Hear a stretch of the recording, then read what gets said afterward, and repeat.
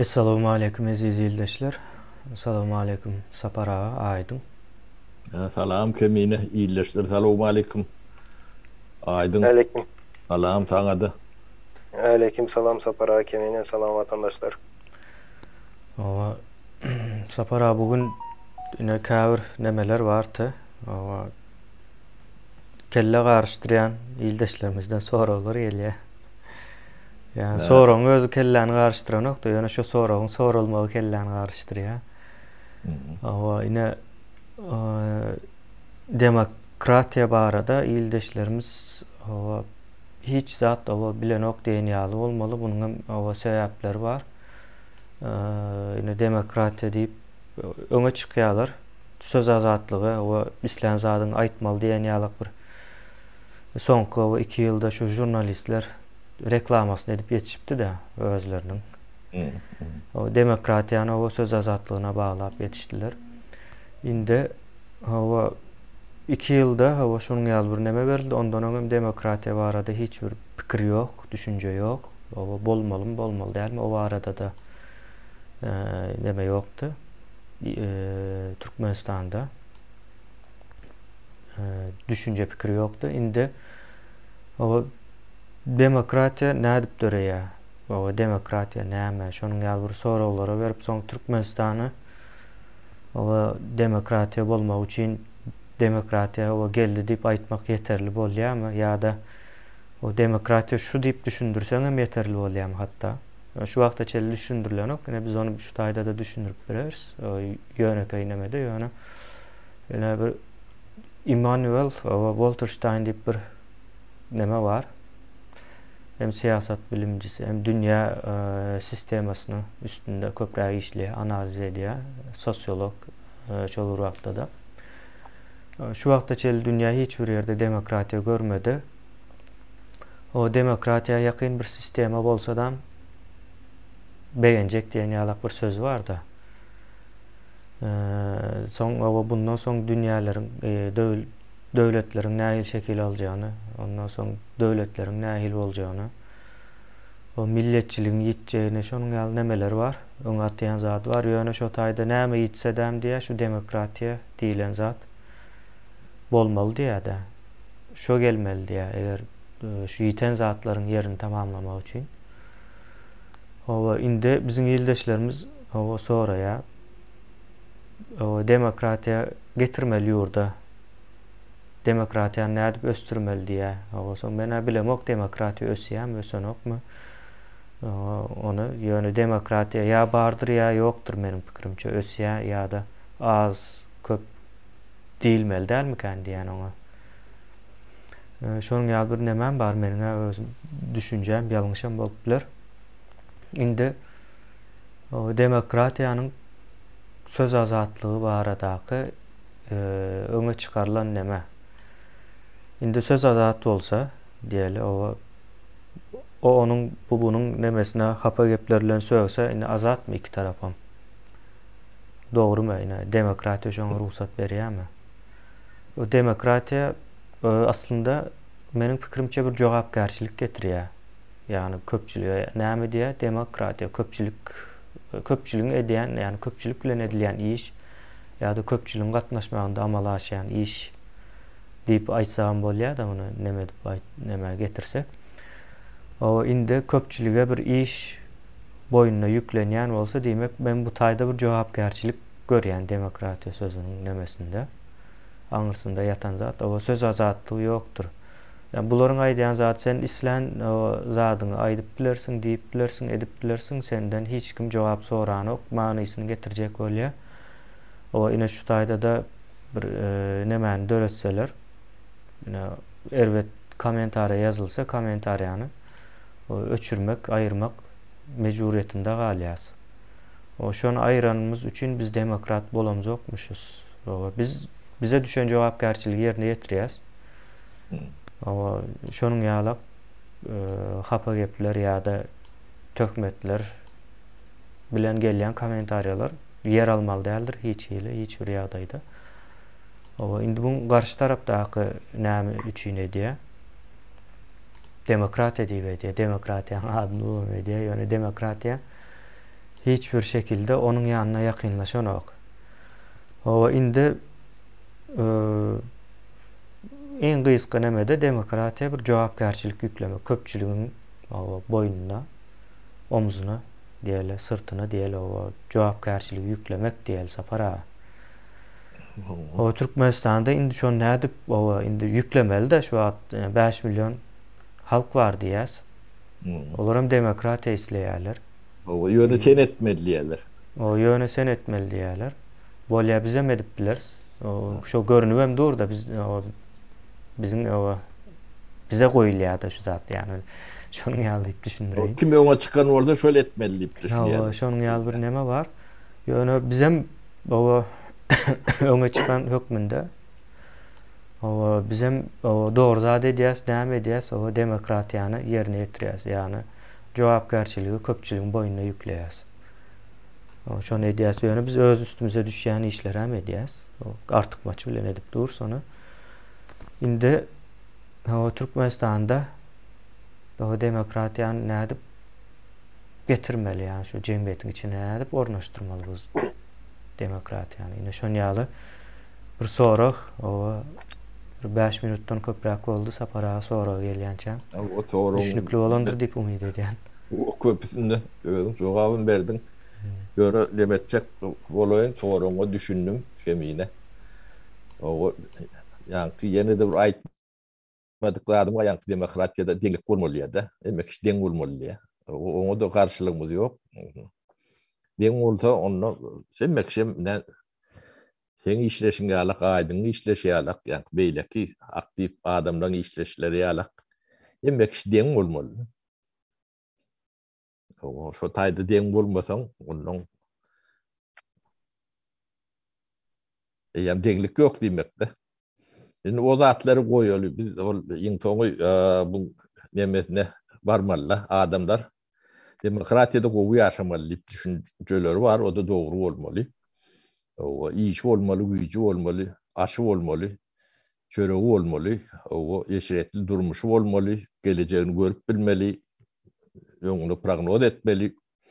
O bu zatlar nämeden, nireden başlaýar? Bir de işsizlik yani Türkmenistan'ın içinde. Halkın yardımdaşına yani iyice çöreği problem ol galan bu tavoy nemeleri barada gurrunu medilen nokta.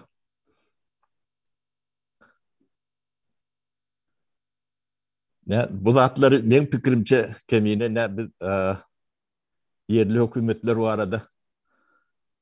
Kan gurrun ettik de bunu ara bir may verdik adamlar düşünsün fikir etsin o gereğini alsın fikirlerini yani kellelerine otursun biraz deyip vakt demettik golün bizim halk kendir kiretmeni goğurmayan tipine millet olmalı kandiyat biz o bir etip vermeli demesinden yol alıyorlar da şöyle oraya yani kıtmiyeme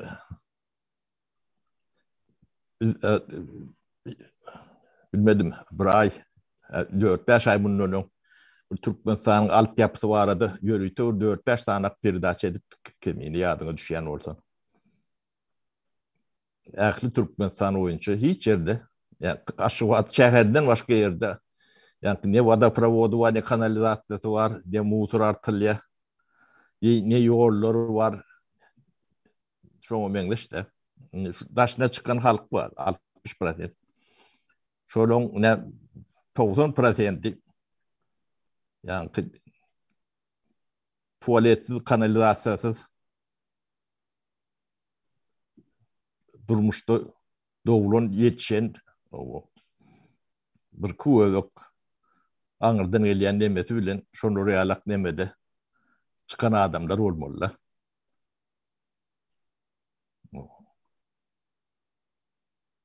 Şoň ýamediginem yani ýurdun daşına çık görenleri vardır köpüsü. Bir eşiretli durmuş. Yaşayan yalak özlerini hisseden olmakları mümkün. Bir Yani çörüklerini tapyança.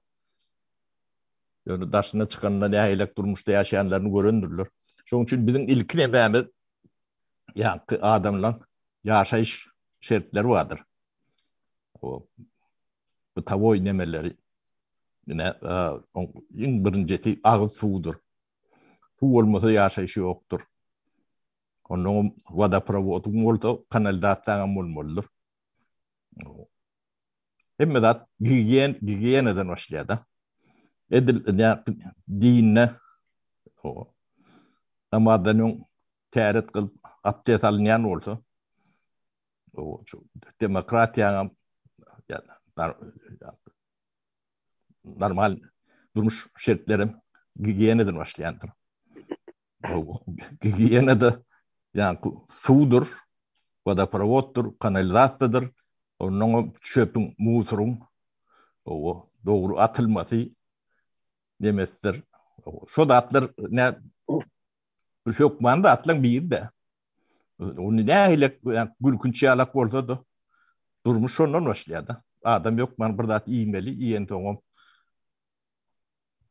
O işlep çıkaran da adına bir yerleri demetmeli. Durmuş. Gidecek yerim yoktur.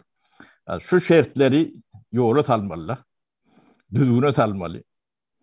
Ya bunun hem meclisi ulukan iştir. Yani yerli hükümet bolonuna ne su atları kontrol ediyen yani kurumlayan, kurumu ediyen kuruma oluyor da. Bunu kim ediyor? Yerli hükümetin öyle diyem. Yok. Şu halk ediyor. Şu halktan çıkan firmalar bunun hem meclisinin aşağına yani iktisadi nemesi mekanizm olmalı. Yani yerli hükümetin borcu şu mekanizmleri işlep etmeli. Bir daha işlep ettik bu nehilekleme biliyoruz. O atlar oluyor. Hem bir daha ekrandan ayrı oturmamam gereği yok. Ama ne demokratiyada sen işli, aşlı olmalı. Etaat şartların biri. Adam kovu yaşayacak ol. Demokratiyada kıyırıp da. Kovu yaşamak için işlemeli. Gelirin olmalı. Gelirin olması için sen yani bir daha bir başarayan bir daha olmalı. Kârin, hünerin, mesleğin, başarıyın, tecrüben, onun hem meclisi ilim bilim bilen demediliydi. Şimdi yerli hükümeti etmeli atları çok ilkülek, yani su, ağız suyu, vodoprovod kanalizasyonu, yolu, sağlık ocakları, çağılan okuyacak mektebi, çağılan gidecek sadece yatılısı, onun hüner alacak teknik konuları oluyor mu? Ya da meslek demeleri oluyor mu? Yani yürütülüştürülen okuyucular oluyor mu? Şöyle alak deme. Onun son diyem iş kurnayanlar için bir endüstriyel bir siteler olmalıdır. Yani şöyle senaat demelerine bir yani yol açarıyalak şöyle bir kömek oluruyalak endüstriyel memeler açılmalıdır. Yürütü, o tayk toğu, yolu, gadi, suyu hem bedadi kurumaçılıklı yedilmelidir. Önümçülük. Şöyle hem meclisi yüz münlet iş yeri oluyor da. Onun ulaşım yol yok burada. Sen hiç yeri gidip bilmeyen, işe verip bilmeyen de. Onun demokratiyada bolmuyor şu tayda. Yolun yok orada. Sen demokratiya tüdün adat bolonun nemi? Sen demokrat bolonun nemi bolmanın nemi? Ha? Birine sen palçık oldu. Öğündürüm çıkıp bilmesen ne bir yağış yağdı. Şu da atlar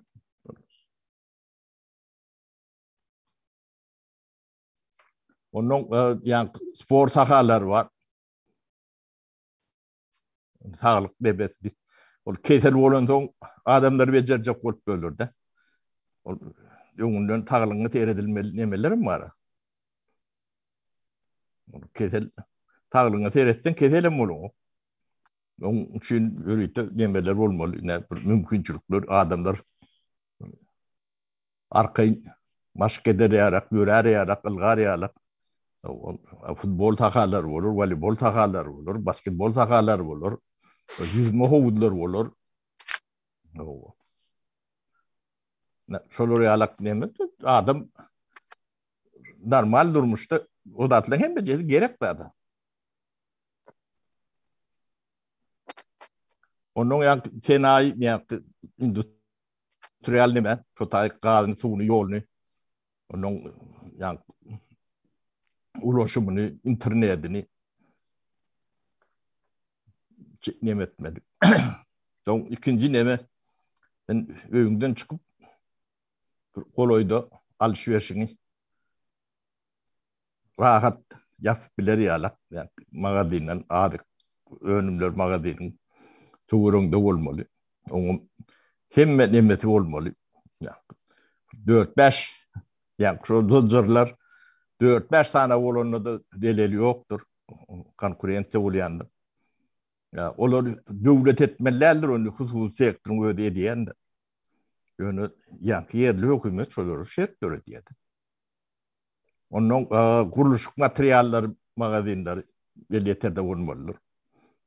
Onların zırh olmalıdır. Onların devletin kolmalılar hususi olmalıdır. Onun yaşayış cay meselesi. Yani yerli hükümet çözmelidir. Yani şu atları sana artık olun 10 milyar, 20 milyar, 30 milyar per etrafta iş yeri ödediğinden çıkıyorlar. Ola bir, ikinciden o tayda bir topar materyaller var. Yani onu öndüren ne tenayi nemeler çıkar. İş adamları. Ana iyi işin volonton onun bir yani işletmeleri yalak düzgünü olur. Kanunu olur. Yani yerli hükümetle etmeli atlar şu atlar.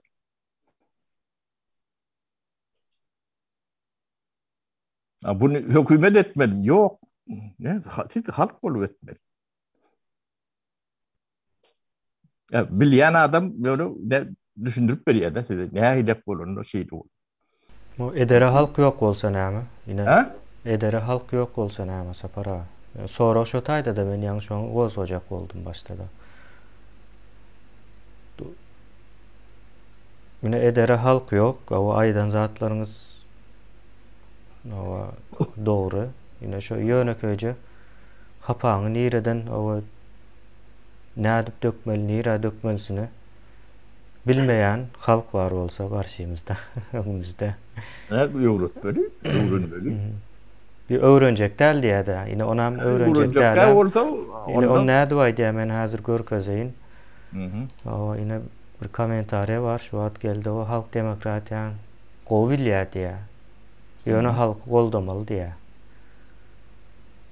Demokratiyanı bilyen olsa qollaw näme üçin gerek yine bu halka. Mende de şonu ýa soraw dörýärdi. Yine kim öwretmeli, o kim gollamaly halky? Halkyň üstünde de ýene bir zat barmy? Diýen soraw çykýar. O halkyň üstünde bir zat barmy? Halky Bu atlar halkın öğretmeli ne? Ayda oturanda adım var.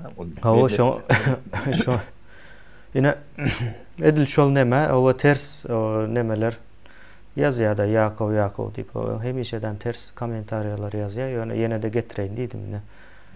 O halk demokratiýanyň gowy diye. Onu gowy bilýän olsa şonuň üçin şu ýagdaýa düşdi. Ine näme zat demokratiýa? Emine men söz alıp bilýän. Ha.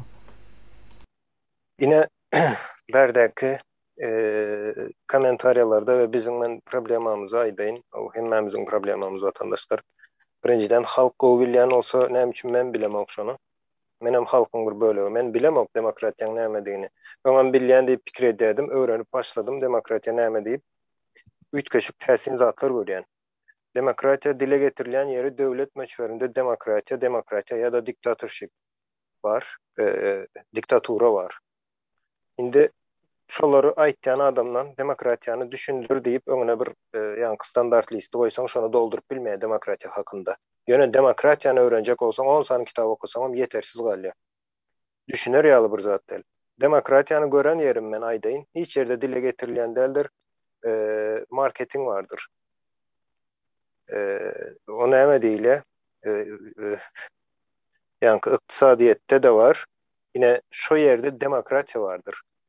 Arz bilen talabı dine köpçülük döretkendir. Ve iş öndürücü bilen tüketici döretkendir, sarp edici döretkeş olar. Bahanam şolar keskitleýär.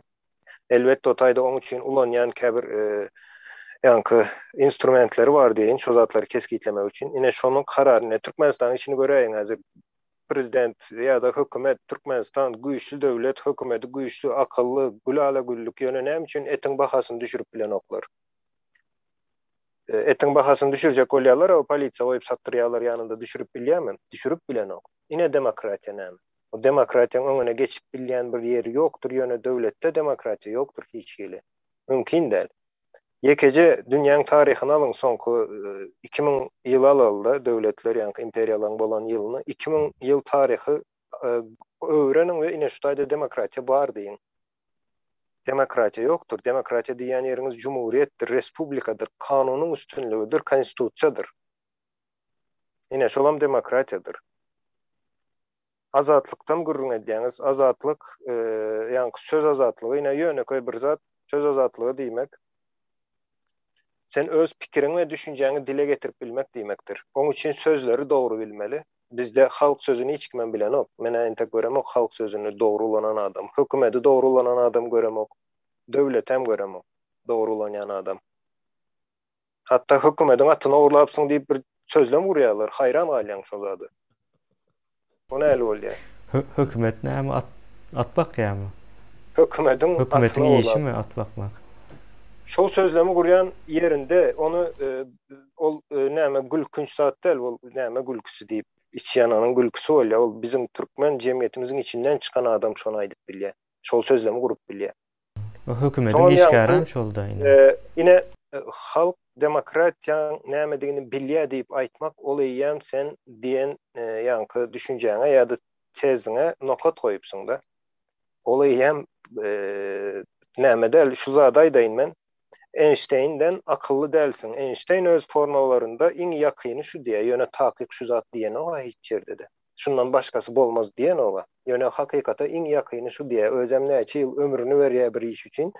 Ýöne sen bärde oturdun, o 10-15 adamy tanaýan we halkyň eýýäm nämesini çykardın. Suratyny çizdin. Onda ine bizim aramyza gel, biz şu zatlary işleýäs näçe ýyldan arayam. Kemine bilen ente bir dolu bir yankı suraty görüp bilemiz ok. Halk ve cemiyet var arada. Gece gündüz şon yankı araştırmasını edýäs. Yani demokratiya относительный bir zat. Относительный olanda näme bolýar türkmençesi? Relative İngilizcesi ne bilýär? Relative İngilizce bolýar. Yani üýtgeýändir ol wagtdan wagta yankı pudaktan pudaga ýa-da şertten şerte göre demokratiýa üýtgeýändir. Ýöne hiçbir ýerde, hiçbir döwletde demokratiýa diýen zat ýokdur, ýalňyşdyr. Kanun üstün olmaly. Hem ýerde de kanunyň üstünçiligi bolmaly. Sebäbi kanun diýmek tertip düzgün diýmek. Tertip düzgün diýmek hem progress diýmekdir. Bir tertip düzgün olmaly birinji. Sen ýani sapara aýdyp geçidi ýene öň görüp bilmek üçin, gowy durmuşda ýaşamak üçin, gigiýene barada aýtdy kanalizasiýaň şo zatlaryň bolmak üçin ol tertip düzgünsüz hiçbir ýerden bolup bilmeýär. Indi bular näme üçin bizde hiç kim ünsören ok, ýani kanunçylyk ýa-da tertip düzgün meselesine sebäp iş dünýäsine ente köp adam men pikirimçe iş dünýäsi bilen tanyşyp görmediği üçin bolup biler. İş dünýäsinde islendik bir iş dünýäsiniň birinji kanuny tertip düzgündür. Her kim kellesine gören zady eden ok ýa-da ýene sapara aýdaýsyn iň köp iş tejribesi bolan adam sapara şu iş eden wagtda şo taýda köpçüligi toplap bir ýankı kimin näme pikir bar diýip diňläp durmaga wagtyň ýok sen. Karar bermeli. İş dünyasında sağatta karar vermelisin. Näme göre karar berýän? Tertip düzgüne göre karar berýän. O sen aydaly iş ýeriň, şol işiň senin 1000 adamy ýa-da 1 milyon adama täsir edýän bir iş edýän bolsaň, indi demokratiýa bolanda şu milyon adam şoňa gatnaşmaly bir karar berilendi. Milyon adamyň karar berjek karary 3 aýdan 5 aýça üýtgäp bilýär. Birinji olara öwretmeli nämedigini. Soňam karar näli kararlar berende näli boljagyny düşündirmeli. Soňam olar şoňa karar berjek. Mümkin değil. Aydın. Yine sapara sözüňizi bölýän. Yine yankı howan arasynda, ýani howan arasynda çylgam gigiyena girýändir, sapara gaçyrmış bolup bilersiňiz şu taýny. Yine howamyzy goramak. Türkmenistanda men soňky ýyllarda öňe sürüp görýän ýanky motor minýän ýok. Hemme zat maşin bilen. Maşin motordan kän howany hapalaýandyr. Indi şoňa garşy çykyp, ina men maşin minjek del, men howany azyrak hapalajak, men awa geljek. Gigiyena üçin alada diýen adam bolsa, şoň elinden motoruny alarlar ýa-da ýanky sürüji şahadatnamasyny alarlar. Ne? Gaty erwet zat, berde ýöneköy zatlar bular. Her bir adamyň ne ýaşama hakyň bar. Gowy ýaşama hakyň bar.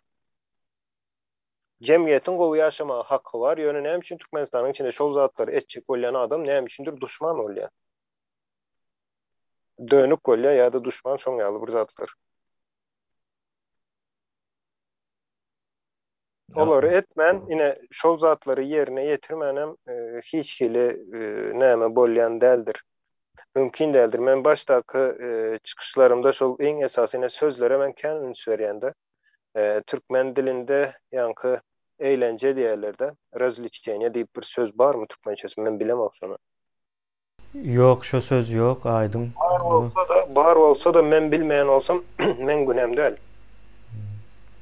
Hem için men arkada diyen sözü bilýän, ýöne beýlek söz bilemok. Yankı eğlence, razliçeniýe diyen sözü bilemok. Şol söz yok.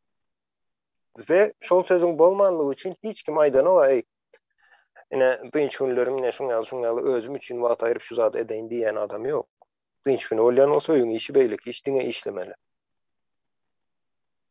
Yani şoň üçin başdaky çykyşlarymda da aýtdym. Ne 2 ýyl bolup gelýär.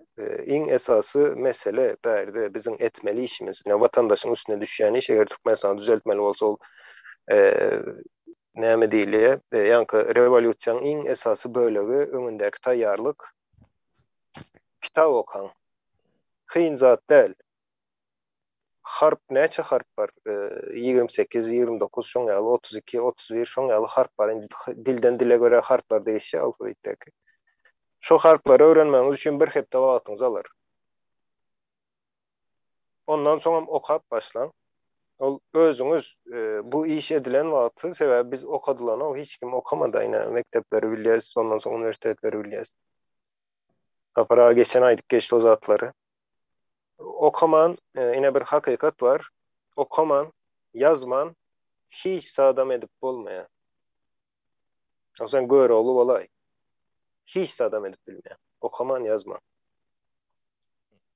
Onu edip gördüler. Deme aydın näme bolanyny ne netijetini alyp oturýarlar da. O ne ödül yerde ne Türkmenistan bir cennet ýalak yer bolmaly. Ne şu kitap okumadyklar. Dogda hoýuldylar.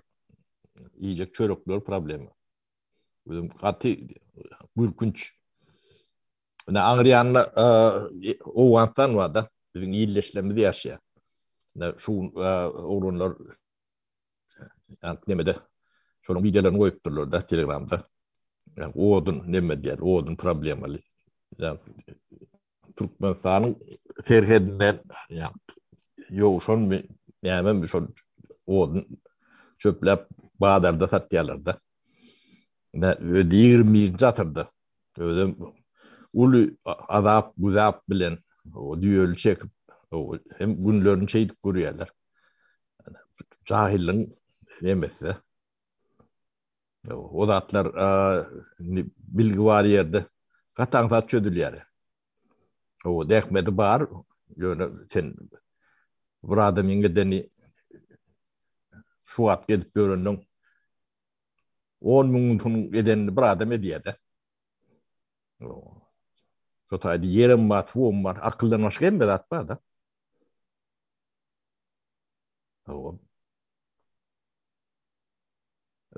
Sekirin bäri ýudum şonalak şu wagt. Cehaletten başka hiç sattan der. Onu bilýän kada demeden okurda. Uluk koymani onu bilen okur.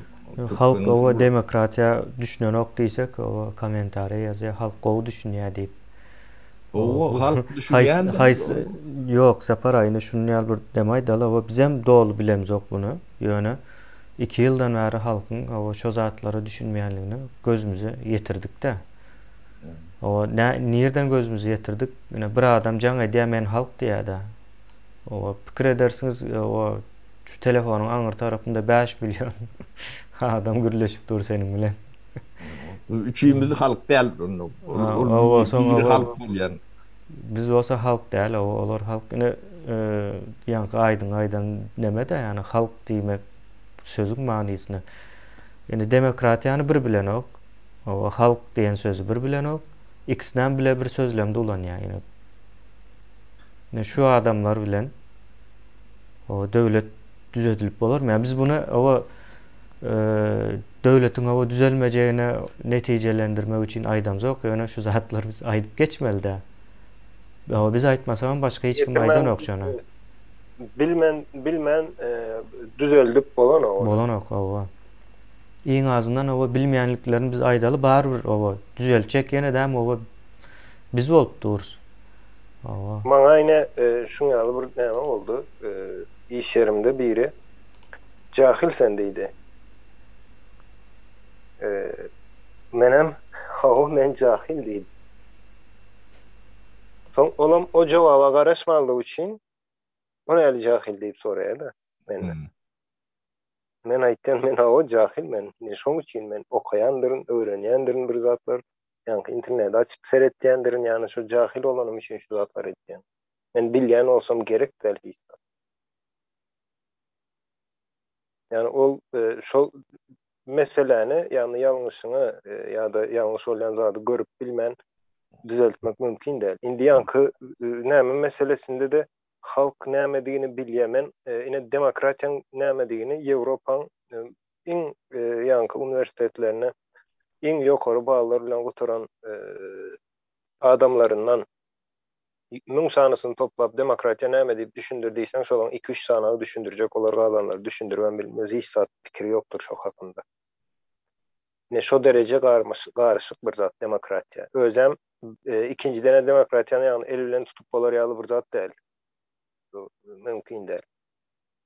Ine iň köp nämesinem Amerikadan eşitdiňsiz demokratiýa diýip, o Amerikanyň öz içinde demokratiýa ýok hiç gili. O saýlawa gatnaşmak demokratiýa däldir. Onu şonu demokratiýa bilen deňeşdirýärler. Saýlawa gatnaşmak hiç demokratiýa däldir. Sen saýlawda diňi saýlayan, şol saýlan partiýaň ýa-da şol topar sen ýerine karar alýarlar.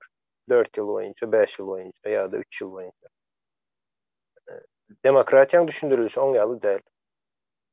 O dürli düşündirilýän ýerleri var. Ýöne şonu öwrenýän adamlar ýa-da şol hakynda bir 5-10 ýylyny sarf eden adamlara iň soňunda näme gelýärler? Demokratiýa diýilen bir zat ýok diýerler. Illüziýalyk bir zat diýerler. Mümkin däl, şoň ýalyrak getirýärler. Ýöne ine demokratiýada esasan ine Ýewropanyň demokratiýa diýerler ýöne Ýewropada ine separaýasiýa demokratiýa sözü hiç ýerde geçýän däldir. Ne telewizorda ne beýlekde demokratiýa söz bilen ýa-da düşündiriliş bilen düşündirilip bolýan däldir. Ýöne iş bilen sen şol demokratiýa ýakynlaşyp bilýän. Yani bir tarafa ýanky diktaturada yine totalitar sistema ýene diýerler Türkmenistana. Türkmenistan hiç totalitar sistema däldir. O diýinden ýalňyşlar. Totalitar sistema. Hakiki demokratiýa şu wagt Türkmenistan. Köpçülük sizin Taýland 99% ses berip Taýland demäň. Ine halk demokratiýa düşünýän bolsa, ine saýlandy, prezident 98% bilen prezident saýlandy. Ve şoň saýlananyny telewizordan aýdyldy. Ol aýdylanda iň bolmanda 5 milyon adamdan aýdaly 100 000 adam şonu eşidendir. Hökman 100 000 adam eşidendir. Şol 100 000 adam näme üçin gidip sorak görmedin? Demokratiýa. Bilýär halk demokratiýanyň näme edini. Bilýän halk bolsa gider sonra çağasından, sonra kakasından, garyndaşyndan kime ses verdin, kime ses verdin. Soň öz arasında bir netije geler. 98% däl diýer. Bu ýerde ýalňyş var diýer we şonu dile getirer. Ine demokratiýany bilýän halk şeýler. Indi näme tarapy var? Ine kanunyň nämesi var? Kanunçuluk sistema ýene ýanky tertip düzgün bilen demokratiýany ýene şoňa ýakyn bir sistema getirip bolýar. Näli getirip bilersiň? Ýöneköy zat yerli hökümetler bolan ýagdaýynda näli bolýar? Näme üçin biz yerli hökümetler diýäs? Oň arkasyndaky, arka plandaky mehanizmi birazjyk men girjek olaýyn. Yerli hökümetleri hiç kim belläp bilmeýär. Ýanky prezident olsun, minister olsun beýle hiç kim olary belläp bilmeýär, haky ýok oň ýaly. Konstitusiýada şonu berkitýän sen. Yerli hökümeti diňe şo ýerde ýanky aýdaly bir etrawy alan ýagdaýynda şo etrawyň ýaşaýjylary şo ýerde ýaşaýan adamlar şoňa sesini berip saýlaýar we şoň sesini berip gerek bolsa aýryp bilýär şonu. Başga hiç kim aýryp bilen ok. Yine şol ýagdaýy döreden wagtyň eýem ýanky ýokardan prezident sen etrawyňda agajy kes ýa-da agajy patek buğday ekdiýip bilmeýär. Sebäbi o taýda oň adamy däl ol. Ol adam yerli saýlanan adam. Öwedem şo taýynyň hökümeti. Awa şo ýeriniň hem hökümeti. Olam ýeki adam diýip pikir etmeň. Olaram edil partiýalar ýaly bir öz komandasy bolar. Ne şu komandanın içinde 5 adam, 10 adam, o tak atken adama gerekler. O näçe partiýa bolsa şolardan bu wekil bolýar. Awa. Ya da bilelikte de bolup bilerler. 3 partiýa ya da 2 partiýa. Ol ine şol iş edilen ýagdaýynda sen öz problemaňy, ýeneňi ýanky yerli hökümete gönüş çykaryp bilýän. Tanayan, yaşayan yerin, etrawyň öz owaňdan bolup biler ol adamlar. Baryp kapysyny kakyp bilen gön bar. Awa, olaň hiç kili ahranasy ýenesi bolmaýar mümkindir. Oň ahranasam şol ýerdäki ýaşayan ýene halkdyr ahranasy, gorajak şol yerli jemgyýetdir. Ahrany da gerek gel adam bolsa bu. O tak ahrany näme gerek? Olaň etmeli işi belli, kän bir işem ýok. 10 tane soru şulun cevap berýän ýanky agdan da atlam bar. Birinji dene şu gigiýeneden başlady, alt ýapy. Agyt suw, kanalizasiýa, motor, o ýol, o sadyk, şkol, mektep, onu ýaşaýyş jaý, o elektrik, gaz bolsa gaz, ısıtma nemesi. Onun şu magazinler dağıtlar var da zincirler. Onların bir ödleri yöreden yok. Hiç birine yani kamuna yerli hükümet yöreden yok. Hemmesi hususi. Yönü şoları şertleri diye. Stimulleri diye. Yani şu zincirler şu tayda şu magazini açar yağları diyorlar. O da doğruluk bilen derdi.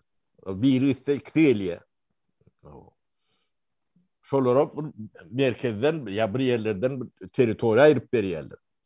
Onun bir yerlerden endüstriyel teritoriya ayırýarlar. Şu taýyk elektriğini, suwuny, ýol näsdiýärler. Onun senagat bilen meşgul boljak nemeler, öýler, neme diýerler. Şol ýalyk nemeler var. Demokratiýa bolanda şol şulon demokratiýaň nemesi diktatura ankydanam güýçlülür. Yani diktati, yani hükümü, kanun vardır. Ne muhturumu köçäden gör. Ne elek jerimalar.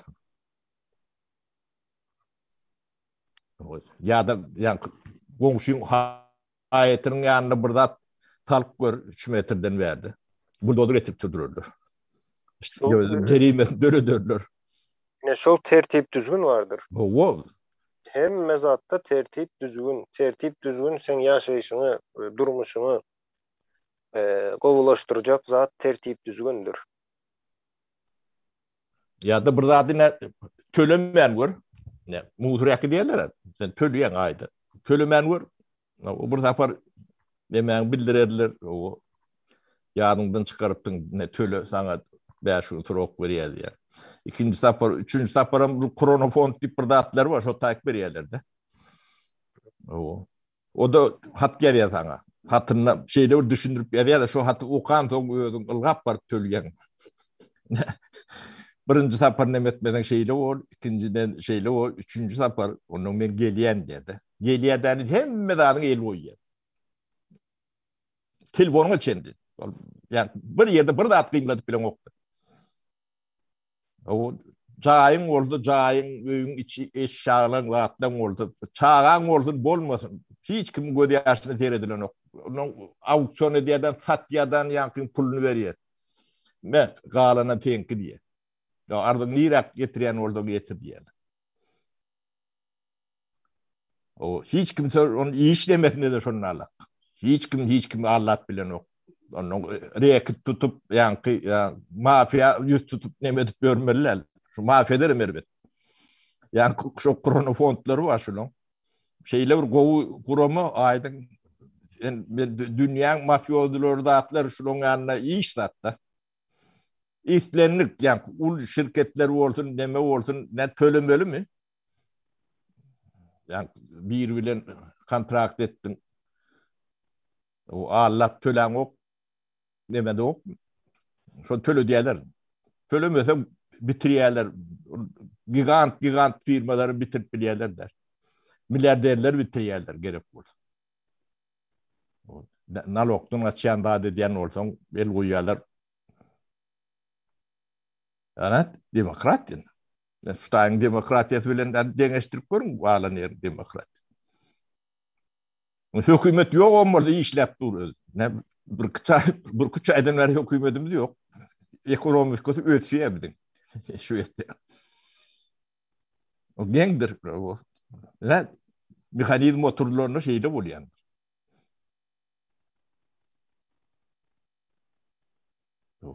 Hiç sanım olur mu adamlar ne kim öde işletiyor. Onda sapara demokratiya o giden yol demek olmalı da Türkmenistan için. Şu yerli hükümetler kurulmasa demokratiya yetmen bilir. O yarım yolda kalıp bilir diyeniz demek. Düşünüşüm boyunca şöyle yal oldu. O yerden aşağıdan olmasa yani merkezde bir yere oturup sizin 500 yani 2000 kilometre beylede ya 500 kilometre beylede bir ovacıkta su yok mu yol yok mu onun aladısını oraya bilmedi. Kim oldu? Mümkün değil. Onun yani adamlar kâfiner almalı. Ya şunu alma için sen bir adam yalak yaşamalı.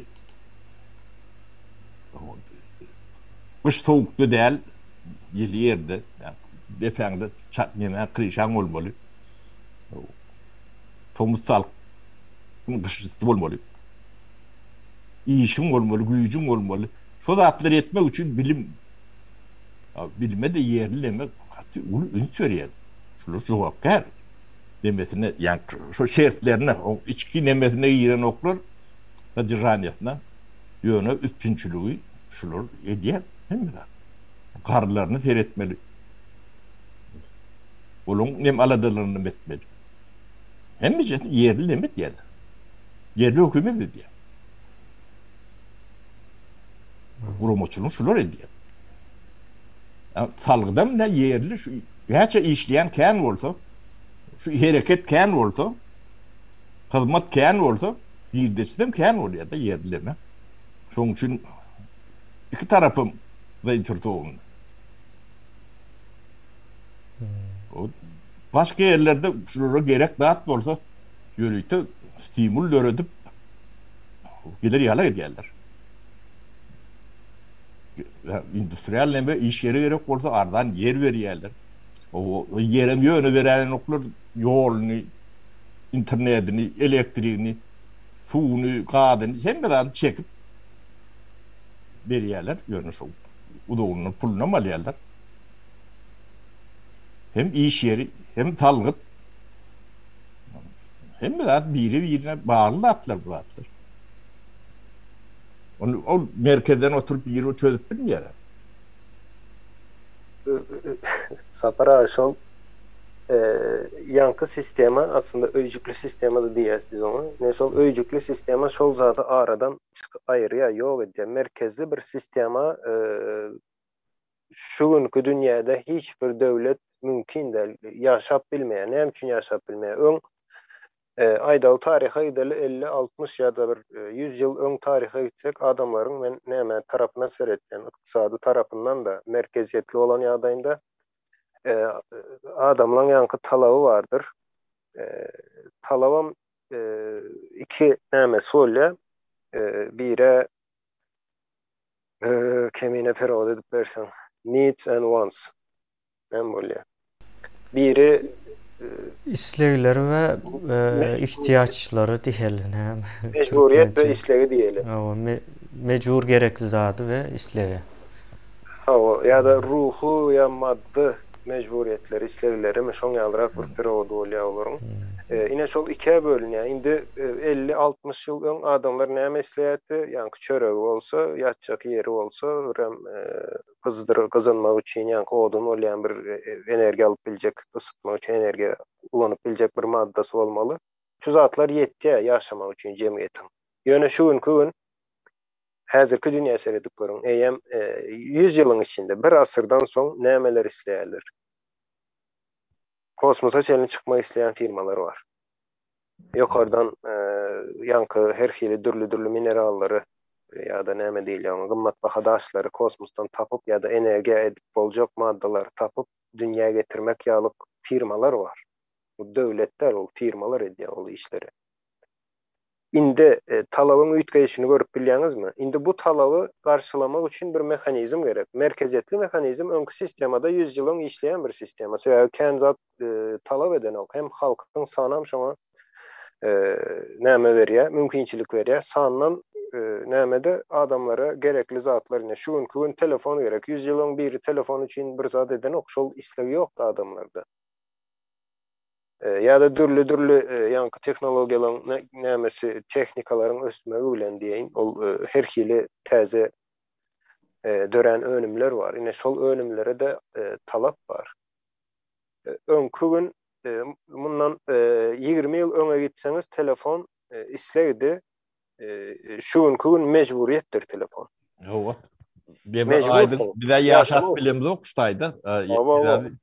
Telefonun üstünden bankada girmeli bolýan, ýani elektrik faturamy ödejegim bolsa telefonun üstünden girýär. Ama şonsuz dünýäde ýani ýaşap bilmeýän, aratnaşykda bolup bilmeýän, hiç zat edip bilmeýän. İslendik bir ýere giden wagtyň telefon soraýar, telefonu indi islegdi el, bu telefon mecbur sen şonu almana, mecburiyet oldu. İkinciden ýene bir ýani mecburiyet bardyr, olam internetdir. İnternet hem mecburiyet şu günkü gün ýaşamak üçin dünýäde internet bolmaly. Hökmany suratda bolaýmaly. Şonsuz bolanok nire barsaň baryp göräýin. Indi Türkmenistan içinde. Indi öňkü döwürde ýani merkeziýetli sistemada şu günkü gün galjak bolsaň interneti ýaparsyň, telefonam aldırmarsyň adamlara diňe garyn doýar ýaly 100 ýyl öňkü şertlerde ýaşatsaň merkeziýetli sistema ýa-da şu günkü Türkmenistandaky sistema işläp biler. Ýöne ýok men isteklerimi kanagatlandıracak diýen olsa jemgyýet, onda täze modeller merkeziýetsiz ol entek onu biziň nämämiz hem del hatda ýani blok zinciri diýilýär ýa-da zincirler blogumy hem diýilýär. Ine şol sistema da gelip otyr. Olam merkeziýetsiz bir sistemadyr we şoňa ýoş geçýän ýerler var. Käbir işler şo tap geçip başlady. Ine şol dünýäň üýtgeýişini aýdyp berýän men häzir. Näme üçin gerekdigini aýdyp berýän şo zatlar. O hemmen kellesinde elbette Gurban Gulny aýyrmaly, diktator aýyrmaly, ýene etmeli. Sen modelini üýtketmän dünýäge göre ýani uýgunlaşdyrman, hiç adam edip bilmeýän. O Gurban Guly, Niýazow, Beýlek 3-nji geljek, 4-nji geljek tapawdy ýok. Şolaryň hemmesi hem nirden çykýar? Türkmen jemgyýetiniň içinden çykýar. Demek problema kişilerde değil. Yani eğer cemiyetin içinden diňe şoň ýalylar çykýan bolsa. Üniversitetten şu Gurbanulyny okudýarlar. Bizim üniversitetimiz Gurbanuly ýetişdirýärler. O näçe Gurbanuly bar ine? O Bilemiz o. ýylla 20 000 tanyny ýetişdirýärler. Ýylla. Men gadyndan. 30 ýyl şeýdik gelýärler. Ol aýdan gelen ok, Marsdan gelen ok. Ha, şu zatlara düşünmeseň ýaşap bolýar. Nädip ýaşap bolýar? Ine o wantanaky ýa-ni düýeli odun çekip görün soýdaşlarymyz bar da. Ne şondalyk ýaşap bolýar. O da bir ýaşaýyş. Şolaryň o başga zat badyram öýden oklar durmuşlarynyň hoşallarym bardyr içinde. O bizim nemede cem. Emine. Bazıda bir yankı yerden üzmen bir nämeni gurrun öreyin. Vatandaşlar yine devletler bay, Avrupa bay, yine bay diýäňiz bir Microsoft diýip bir firma vardır. Globalny bir näme. Özü bir devlet olup barýar ýuwaş-ýuwaş. Yine şonuň öndürýän önümü ya da şoň baýlygy internetdedir.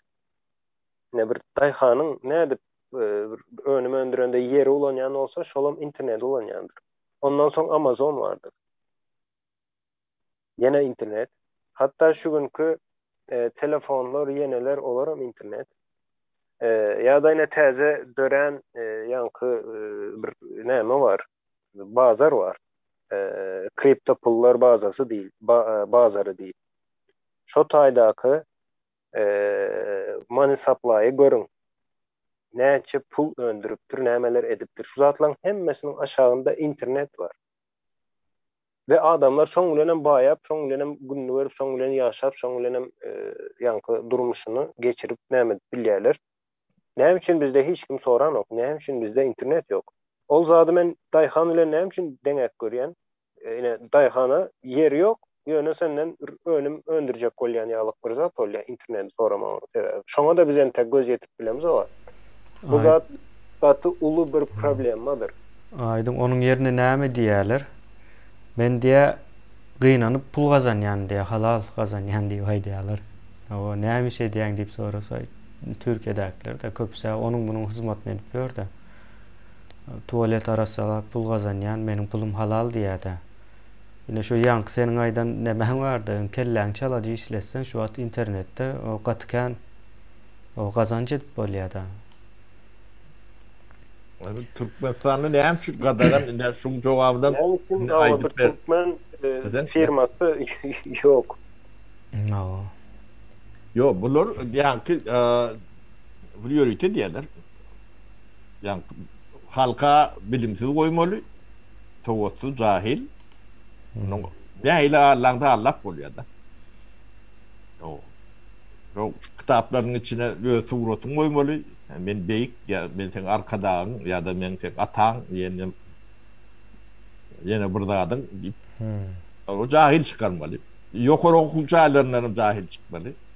Bularym onuň arkasyna allak bolýar da. Ha içinde düşünýänler bardy, kemine ýalak, aýdyn ýalak. Olarym halkyň düşmany, atyn batyn diýerler. Demek halkyň düşmany şonuň ýaly bolýan eken da. Howo, ne?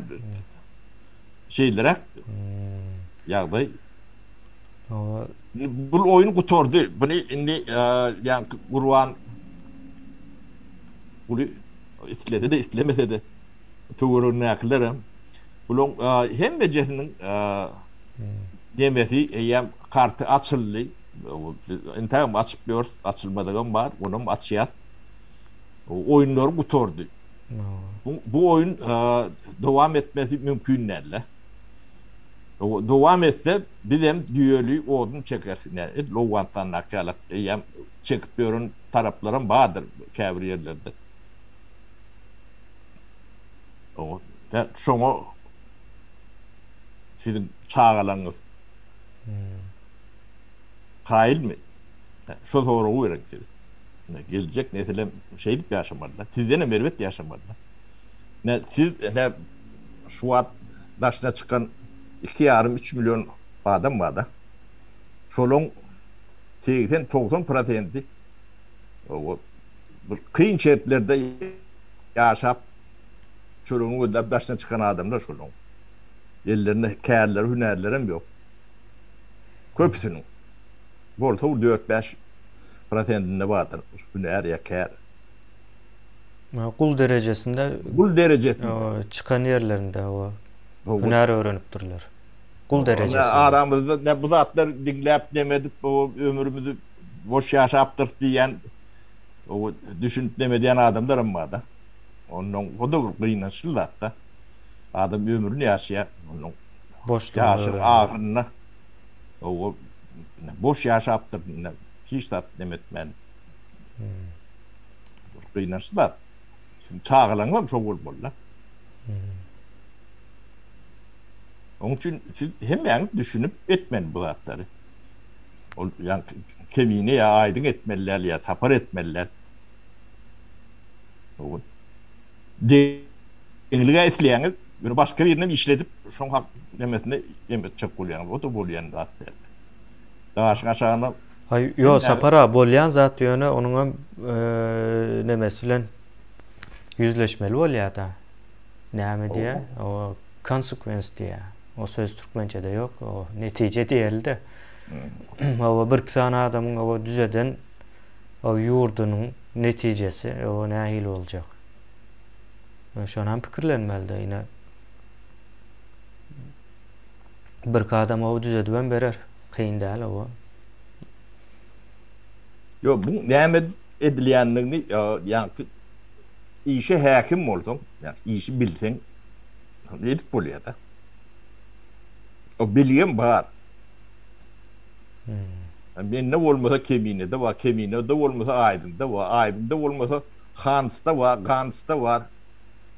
O Mehmet'e Cemal'la var, Kemal'la var. Yani pulunu veren işlediyen. Akıl pul. No. Yöne Türkmenim yani karşına aşağında barmacığını koymanı öğrenmeli. Bu da atlar yani korkuyu rahat deyip demekte yok. O da atlar üstü açılı. Korku değil. Türkmen kumsukluğu. Her kim yani yokça olacak. Eylekten mekrek olacak. O öyle de ol ölsün yani. Kemiğini ölsün. Hem ölünün hem oluyor. Ben ne ben. Şolor gitsin. Biri etsin. Siz haçan vuracak diye. Haçan vuruyorsunuz? Haçan vuruyorsunuz o. Bileğe dalayın mı deyip soruyor. Bileği kimden alacak? Misal için. O katı gen bu atlar yani çağın emetine yakın emet. Onu bu Türkmen'in mekteplerinden ondan 3,5 saat çıkarmalı. Yok katı o çıkma mümkünçülüğü yok o taydan. Çılgım yok. Aydın bilen bize hayran galyas o din o taydal şu taydın orta mektebini qutarıp bäre gelenlerin hem köpüsü şol nemeden çıkıp bilmeyen ekenler. Şol çağlara yaşlıkta berilmeli bir näme var. Bilim sistemasında men bilimde bir nämem yok. Yani yankı okan materiallarımdan aydayın. Çağa en esası öğretilmeli zat sonra öğretip bilmeli. Olam yaşlıkta olandır. Ulan sonra mümkün değil. Kıyın. Mene hazır sonra deyseler sonra bilemok. Ansat değil o sonra. Katı kıyın zatlar. Doğru soramalı. İnternette yazıp görün $1,000,000'lık sonra deyip yazıp görün. Käbir soralara $1,000,000'lık pul töleniyor. Yekece sonra töleniyorlar. Doğru sonra tapıp bilipdir. Indi soramanı indi Türkmenistan'ın bilim sistemasını göz önüne getirip görün. Hemmemizem şondan geçtik. Şu tayda okuçu sorayam ya muallim sorayam. Muallim soraya. Indi muallim sözünün nämedigini men dol düşündüm. O muallim deldan yankı Türklerden ne doğru söz öğretmen diye koyupdurlar. Yani muallim sözünün manasını bilemek olan belki şu manını veryendir. Muallim demek o köp öğreden manini ver ya. Köp öğreden.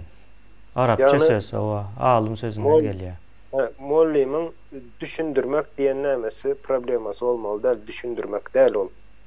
Düşündürmek belki üniversitede olup biler käbir zatlar. Ýöne muallim iň esasy şol ýaşlykdan başlap çağalara 3 ýaşyndan olýarmy, 2 ýaşyndan, 5 ýaşyndan olýarmy, şu bilim sistemasyna giren çağa soramany öwrenmeli. Sonra o çağalar soramaly. O muallim olara jogap bermeli. Sonra olaryny düzeltmeli. O sonra ýene şuň ýalňyş bolupdyr. Bizde nämet diýerler şol diňe muallim sonra Arkadan kimdigini şo nöwro diýerler. Arkadaglaryň kimdigini şo tuğratlaryny oýup oýup. Beýle tamtyklyk bena dünýede gören ýerim ýok. Nemäni jemgyýeti zahirleşdirjek bolsam, ya bilimin içine dini, ya bilimin içine tiyatrata koşulýardy. Şo ikisi koşulluğu mu bittigidir. O taýda hiç tat bolmalylar. Yani bu wagtky türkmen çykmaly. 5 milyon türkmen var. Şo nemeden çykar. Hatta Sapara şol yine şu sonki 30 ýylda Türkmenistanlara hiç hili bilim berilmedik olsa da şu ýagdaýdan gowdy. Elbette has gowy ýaşalardy. O Awganistanda ne yok da o Awganistanyň daky türkmenler bilen azjan bolsa aňsat gürleşip bolýar. Bizimki ýaly kümsük bolmasa da yani programmaly däl. Bizdekiler hem adam programmalanan hemen ağzından şol bir söz çıkıyor. Hemen ağzından hemen düşüncesen bir mengzeş. Yine men 10 ýaly bir başka bir cemiyetlerde ya da tarihte 10 ýalyk ağzıverlik, yine hakika ağzıverlik. Hemen ağzından bir söz çıkıyor. Yani düşünce bir mengzeş. Hemen de 10 ýaly ağzıverlik hiç yerde yok tarihte. Olam yankı mekteplerin yok olan mekteplerin neticesi. Yani mektepler şoňaly hem merde programma bir mengzeş olan için okuwçylaryň mysal üçin sapany saýlap bilen oklar. Ya da görjek programmasyny hiç kim okuwçy saýlap bilen ok, hatta muallim hem saýlap bilen ok, enata da saýlap bilen ok. Näme öwretseler şonu öwrenmeli, kabul etmeli bolýar. Beýniň hem işleýiş sistemasyny näle daşyndan alan informasiýany şu özüne ýerleşdirýär. Şonu oturdup bilsen şoň ýalan bir forma girýär beýin. Şoň bilen hem ýaşap gitken. Soňam Katerbet. Aydın Sapara yine biz bu zatlary aýdýas. O köp ýyldaşlarymyz yine ruhtan gaçýan diýip ýazýar biri. O dowamly o dinlemeýän bolup biler bu ýyldaşymyz. Bu zatlary o ruhtan gaçyrmak üçin däl, yine şu zatlary o biz düzetjek bolýas. Yine şu problemalaryň agyny tutýas, yine şu zatlary biz düzetmeli, biz düzetmesek başgalar düzetmeli. Hökman suratda düzelmeli şu zatlaryň hemmesi. Kemine şonu hemen aýdyp geçeýin. Yine ruhtan gaçmagy, kemine has gowy bilýändir. Üniversitede başlanyp atyň 1-nji kursda gaty ruhtan gaçýansyň. Ruhtan gaçyrýarlar 1-nji kursda sebäbi seretýän welin sen hiç zat bilemok ekeniň. Sen bilýän zadyň ýalňyş eken hemmesi. Sen eýem şol wagt ruhtan gaçyp şol zat aslında ösüşüň bir ýola girmeň bir progress nämesi bölemi fazasy diýip bilýänler ruhtan gaçmak. Bundan ben özüme mine okuýdan wagtlarym daş döwremdekilere seredip men özüme hakyk soradym da men näme edipdir. Näme üçin men okap bilemok, näme üçin ýazyp bilemok diýip sorap başladym. Ve hakykatdan men üniversitet men üçin däl diýdim. Şoň ýaly bolýan, ruhtan gaçýan.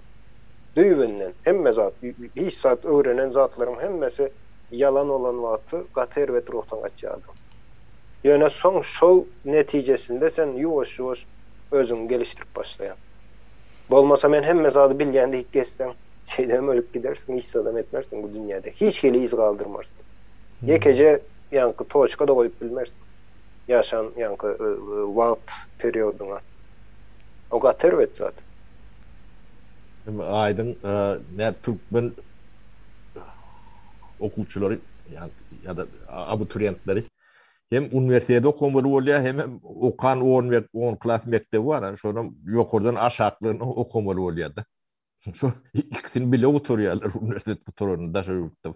Yani oturup bilecekler şeyler. Köpden taşlak gidiyor da ya işlep. Hava birinci kursta hava bolmaya deyip işlemene gidiyor. Qatıkan, o daş dövrümde de qatıkan oldu. Şolar ente gezip görürler. Okuwam yok, o pulum yok indi. Yani işlediler de.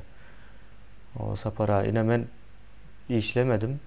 az işledim ya da. Okuğun arasında işledim. Okuğu torp bildik yine biz. Aydına medilşon yaldır sebebi. Hem okuwu torondun hem Aa. mektebi torondun. Ya o Türkiye'de okumak için o hem işlemeli olayan hem okumalı olayan. Şonun yaldır o neme var. Yani oku okuman işlep görenler entegem işleye yani cüsünde pul yoktur entegem. Yo onun yaş gidiye ne Tamam. 50-60 volya pensiye çıkmalı. Onun vereceğim yok. Onları pensiyen kim verecek? O sağılgam yok. Yo sağlığı kutar ya Türkiye'de işleyenlerin sağlığı. O adamı Neme? alak yaşamadan tağlık bu onun kemine. Ama katılı problemleri var. Şu an halkın köp bölüğü. Ama kesel. Bu Her türlü bilir kesel. bu tragedya. Bunu ya yürüteden dedi ederler yalaklat derler. Şunu şeyle edecek deyip edende de yani bu devleti ne düşman verirler. Şu devleti tozduracak, yok edecek, ya bir milleti yok edecek diye de ne şular yalak programı bilen etmeli. Başkaça edip bulmayan. Hakikaten bir milletin geleceğini uğurlarlar. Bunun alan pulları, nemeleri, o zatlar yani dünyada kulak da bir milletin geleceğini uğurlarlar. Bir millet. O millet belki de millete mi olup bilecek yani. Demen bıçağın tırtırını otuyor da şu an. Böyle son şantları başka ulukan çantam yok. Bunu yetiştiren cahillerinden bu düzet çok neme çıkmaya. Görüntü burada. Tabi probleman neyemede niyirde yatanlam entek kendi göz yetirimim bilen okurdu. Yo bedbaatçılıkları önünden tek bunun. Hava O bizden hava maslahatam soran oklar. Yani maslahatam verpiler. Ondan sonra okuyor şonda da ama arasında tabi biz aydayan da adımız bir 10%'tir. Kendi olsa. O da yoktur. O bizim problemanı şeyle çünkü yani belki bizi ruhtan düşüren yer var. Şu ruhtan düşürmeyecek görüp yuvaşrak edip düşünüp demet barariyala edecek kuliyat. Bu da atlar yani ödödünün bolunda atlar değil. Hem kişinin bir ağda kendini koşandı vardır.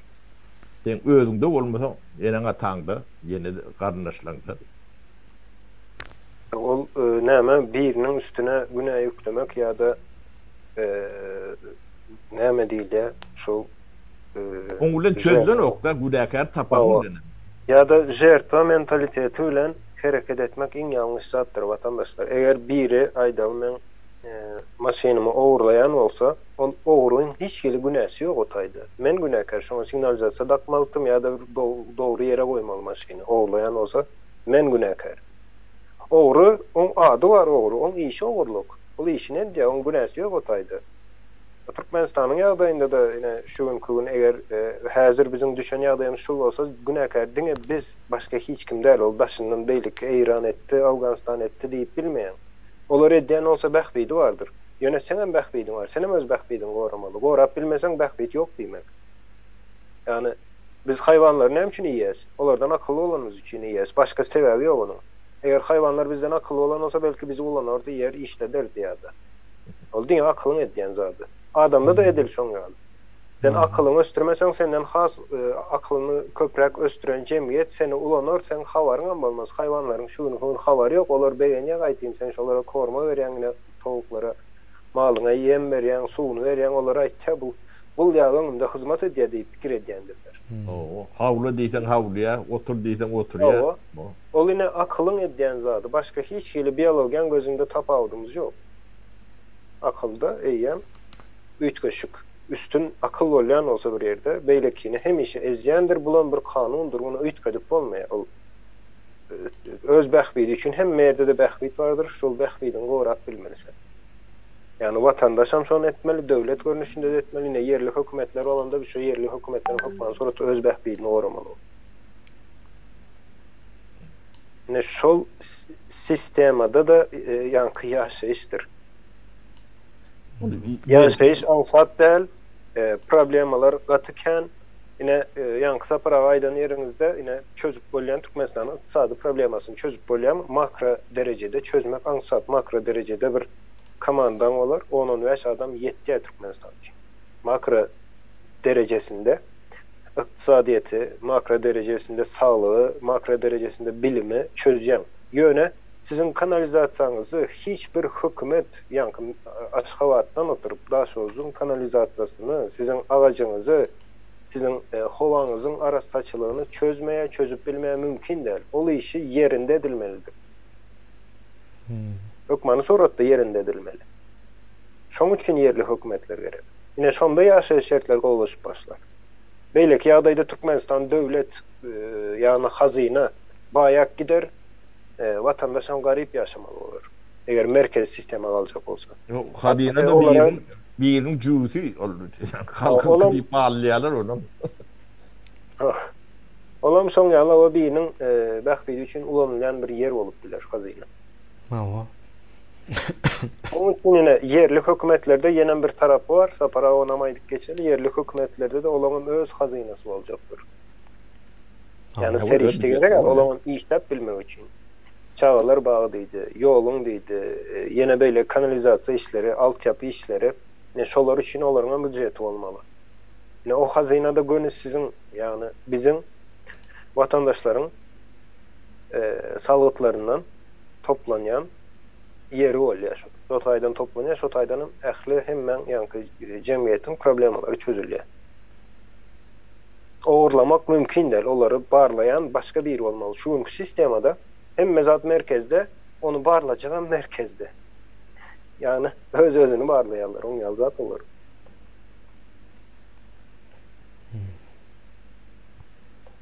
Yine Saparağın yankı kronofond diyeni ayrı bir nemedir şu. Dine kanuna boyun eğendir. Başka hiç hükümete değil, hükümete gerek olsa hükümeden ne edip bilmeyendir. Yok. Yine tertip düzgün bulayı.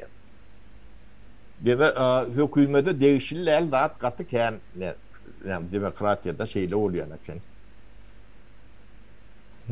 Hükümetler diye hiç ütgönmeyen elle olmayan dağıtlar var da. Mekanizmler var. Kronofonda bir parti bir dağıt dik gördün. Yani sistem bulak dip şulon bir demesi var. Spirtnoy tatyan sistemesi var da. Hükümet bir dağıt etip görsün hani. Bizdeki düşünce yanlış. Yine devleti bilen oklar. Devletin ne emediğini bilen oklar. Hükümetle karıştırıyor. Yankı. Bir ne cahil saklayanların itaat sebebi şu dağıtları düşünmesin deyip demediyedir de.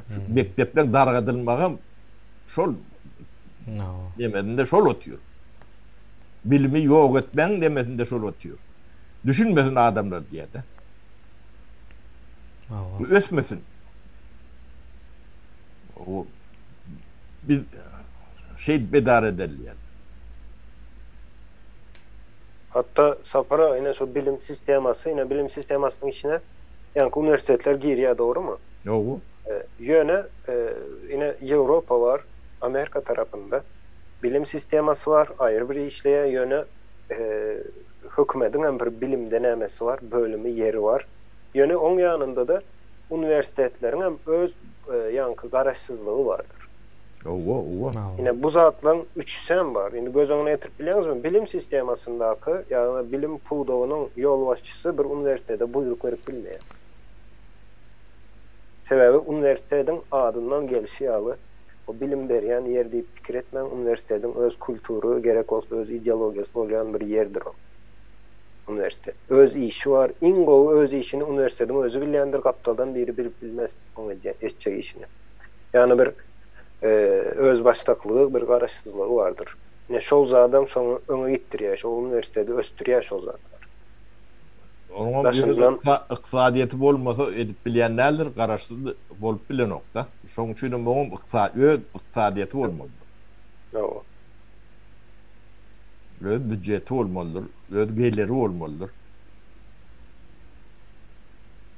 Näme oku muhtum bolanna şu ýani sistemasy bolmalydyr. Şo ýani hökümete garaşly bolmaly elbet. Ol üniversitetler misal üçin Oxford'un satýan kitaplaryndan hem olara gelýän girdeji, gatyly girdeji, dünýäň hemme ýerinden diýen ýaly olara girdeji gelýär. Ýene içinden ýankı käbir adamlar näme pul ýatyrýarlar şu taýda. O Türk Yani nemelenler Araplar Başından- da şu taýda okan Araplar 100 milyon lap 200 milyon lap demek yatırýarlar. Tamam, eýem şu bilim sistemasy kultur nämesine dönüpdir da. Täpde sura dönüpdir. Ene aýdaly Oxford'da gutaran adam ömrü ötýänçe özüni şu Oxford'un bir bölegi ýaly nämedik geçýär, ýaşak geçýär. Ine universitet şonu berip bilýär adama. Ol gatyl zatdyr.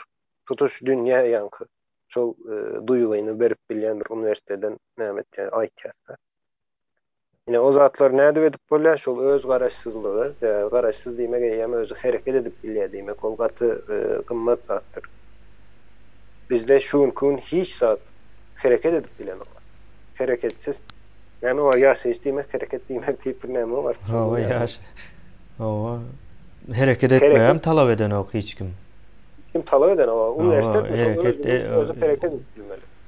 O hareket edip bilmekden ziyade hareket etmeyi talap eden ok, onun yerine yurdun daşına çıkıptırlar da olam şol neme olaymasa o göç geçiriptir de bir kısansı, ondan sonra hemmesi çıkıp gaýdýan bolmaly. Indi yurdun içine göç geçirmeli de bir zat edip.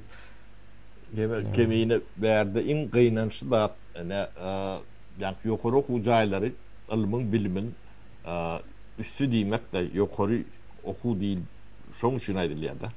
Bilgi ne şo taýdan çykmaly. Owur ýani näme bilgiň öýjügi bolmaly. Ine Türkmenistanyň şu ýalňyş ýaşaýyşyndan ilki şolar bilmeli. Signalını vermeli. Signal şolar vermeli. O internetin näme üçin ýokdugyny dile getirip bilen oklarda. O şol bolmasa da şolon ilmi bazasy ýani okutjak berjek nemeleri körükde nemesi girip bilen ok. Bazasy ýok. Onu ilmi berip bolan o. Ne şol atlar dile getirmeli biz değil. Şol ýani üniversitetler, institutlar, şolun rektörleri, kızav kafedereleri, muallimleri ellerine bayda kalıp çıkmalı, yani revolüsiyon etmeli adamlar şolur. Başında durmalı adamlar. Ha, bunu etmeyen son demek, bunlar savuşasın. Sapara bir näme de däl, ine ýöne köýzat üniversiteden ýanky rektöründen tut beýlik hatta muallimler vardır, professor adyna eýe bolanlar vardır. Ine şolar ýöne köýzat öz arasında oturup maslahat edip ine Türkmenistana internet gerek. Yani çağları öğrenmek için hem yani bilim sistemasyny gowlandyrmak için bize internet gerek. Ne şol interneti üçin etmeli biz. Näde üçin etmeli? İsle şonu hökümetten sonra edip bilen okma. Onda sen çık şonu vatandaşlara düşündürüp bolýar, aýdyp bolýar. Yani sen bir kanuny bozamak, hiç kime karşılığın yok. İsleyen zadyň bilimi östürmek. Bilim östürmek hiç kaçan jenaýet diýip hasaplanmaýar. Yani şol ýöne köý zatlar synan çykyp boldumu şo zat, synan çyk eden oldumu? Ýok. Ýöne synan çyk etmänke, synan çyk görmänke şunu aýdyp bilýärler. Ay ona ýol bermezler. Ya da meni ýok ederler diýip bilýärler. O pikir edersin bir giden neme tez yazıptır diýeli. Şonuň ýaly bir neme bilen arkaýyn çykyp aýdyp bilýär da men şu wagt o ömrümde bir neme de görmedim de. Näme diýerler, ine şu zat edil şunun ýalydyr diýip doholunam bilen aýdýan professoram görmedim. O meniň pikirimçe şön ýaly diýe, onuň pikirinde onuň ýaly diýip ayıp geçilýär bu zatlar. Ýöne yok diye o ütgeme ýaşy Türkmenistan diye. Misal Yok için. yok ol düýünden ýalňyşdyr. Bir o näme boljany, erti näme boljany bilen ok hiç kimden bilip bilen ok. Ýöne nämekindir Türkmenistanyň ütgemejegini hemme bilýär. Yo nerede o nähil bir iş geçiripdir o şonuň ütgemejegini o. Näde o karara geldi. Näde o karara gelip bilipdir. Men pikir edýän o bir 400-500 kitap okan mı kendi yani şol ildeşlerimiz şu karara gelmek üçin. Ya has köprä okudum kan. Kemine şu internetin aşağında yani iqtisadi mehanizmi koyulsa onu hükümetin devletin etmesi yok bana değil hususi firmadan mı diye. Hawa ine dollar Kapıyı kaçay yani daşından elbeme diyorlar şu an. sapara ine iň herkes dollar Amerikanyňky diýär-de ýöne şu dollaryň Amerikanyňky däl diýilne häzir aýtsak o bir hususy bir kärhana basýar ine şu dollary. O Federal Reserve diýip Fed diýerler ýa-da gysgaça ady bilen. O Fed basýar. O Amerika döwleti basan ine şu dollary. Onu bilýärmidiňiz ýa bütün dünýäde hemmekim şu dollar üçin can verip berenler barda. Can alýanlar hem bar. Can alýanlar hem bar. O ýöne onu basýanam bir o hususy bir kärhana. Hem döwlet etmeli, o hökümet etmeli bu zatlaryň hemmejesi yalan. O komünizm yalanlardyr bularyň hemmesi. O komünizm gelen wagtda o hemme zat halkynky diýdi, ondan soňra o bir kwat geçen soň komünist partiýa näme karar berse şol diýdi. Onuň berýän kararlary hem dogry diýip aýdýarlar. Dogry diýilen o bir mışmış ýaýraýar. Ýokardan buyruk. Ýokardan buyruk, o ýokardaklar. Şo sözleriň hemmejesi hem nemedir? Komünizmiň söýleýişleri diýerler ona. Yine bir zat nämeni aýdyk geçen sapara başlan sözüňizi bölýän. Komünizmde komünizmin deňlik diýen baýdagy bardyr. Deňlik komünizmin sistemi. Ravenston diýär o. Ýöne komünizmde şol bir wagtyň özünde ýokardan buyruk diýen bir zat bardyr. Yine bu ikisi ýanky diskriminasiýa diýilýär-de şol edilýän zat. Şuňky bilen bar käbir şu post-sovet respublikalarında ýokardan buyruk demek. Vatandaşlar sizden ýokarda da aşağıda da hiç kim ýokdur. Oňaly düşünje ýalňyş düşünje. Yine şol döwrem deňlik diýip baýdagyk gelýärler. Deňlik ýöne ulanylýan sözler, işte ulanylýan, iş ýüzünde ulanylýan sözler ýokardan buyruk. Yani näme üçin şoňa hiç kim garşy çykan? Hany deňlik ýokardan buyruk olsa diýmek senden ýokarda birileri var. Ama ýokarsynda birileri var. Oňaly zat döwlet mehanizminde ýalňyş zatdyr. Ýokarda kim var? Kişilerin, şahslaryň ýokarsynda sistemalarda kanunlar vardır. Konstitusiýa vardır o kanunlaryň ýokarsynda. O konstitusiýanyň ýokarsynda da cemiyet vardır, yani umumy hemme cemiyet ilat diýeli. Ine şol konstitusiýanyň üstündedir. Hemmesi bir ara gelen wagt bolan. Başka hili ýagdaýda prezidentem, daýhanam, balykçam, deňizçem, hemmesem bir adamdır. Bir hili ol konstitusiýa seni ýanky diskriminasiýa eden ok hiç hili. Oňaly konstitusiýany hiç bir ýerde kabul edilmeýär. Dünýä beýleki nämeler tarapyndan kabul edilmeýär oňaly konstitusiýa. Konstitusiýanyň käbir şertleri ýerine ýetirmegi gerek ýanky nämesi var. Olam näme? Şol adamlary saýlamaly däl. Ine bir adama prezident diýip ýa-da başga bir wezipesinden nämeli oňa adamy aýdaly ogurlyk etmek bolýar. Ýöne daýhana ogurlyk etmek bolanok. Oňaly konstitusiýa gördüňizmi? Ýok. Hemme deňdir. Kanunyň we kanunçylygyň. Yani prezident bir trilyonlap ogurlap bilýär. Daýhan ödekler buğdoyny bir halta buğdoyny alyp bilen ok. Ogurlap bilen ok. Gata adaletli halra neme aýdyk. Yine şonuň ýaly bir zadyň ine dollaryň eýesi bir hususy kärhana bolup bilýän bolsa, ine dollar Amerikanyňky däl, o Fed'inki hakyky manysy bilen o doluluğuna Fed'inki şol Yani Federal Rezerv'inki. Hani bundan bir karşılığı var mı kendine? Şol nemedäki o pikirdäki ildeşlerimiz diýmek biz döwleti düýünden ýalňyş bilýäs. Ýalňyş düşünýäs döwlet. O döwlet bilen hökümeti içine bir-birine garşdyryp baba nähili olam döwlet o bir görsen hökümet bolýar şol bir zat. Şöne o şol zat o iksem däl aslında. İkisinin kam bolmaly däl. Yok bu kemine bunu gatı bilip yürüyüt edilen zattı. O yani devlet oynayanlar, yani yurdu soyuyorlar. Hem de Türkmen'im değil. Bolta da içinde onun verstanak Türkmen demedi yerlerde. Olurum 10-20% olan payken ula da geçen o. Yani yurdu rahat yani millet satma diýen zat bile şundan ibaretdir. Şu küçücük behvitler için yani %10 payı diýerler. Şoň üçin ähli milleti yani şu geleceği bilen ýok etdiler de. Şol adamlaryň köpüsiniň atlaryny ýuwaş-ýuwaş ekrana çykaryp başlar. Çykaryp bolýanyň gıdlyk almalylaram badyr.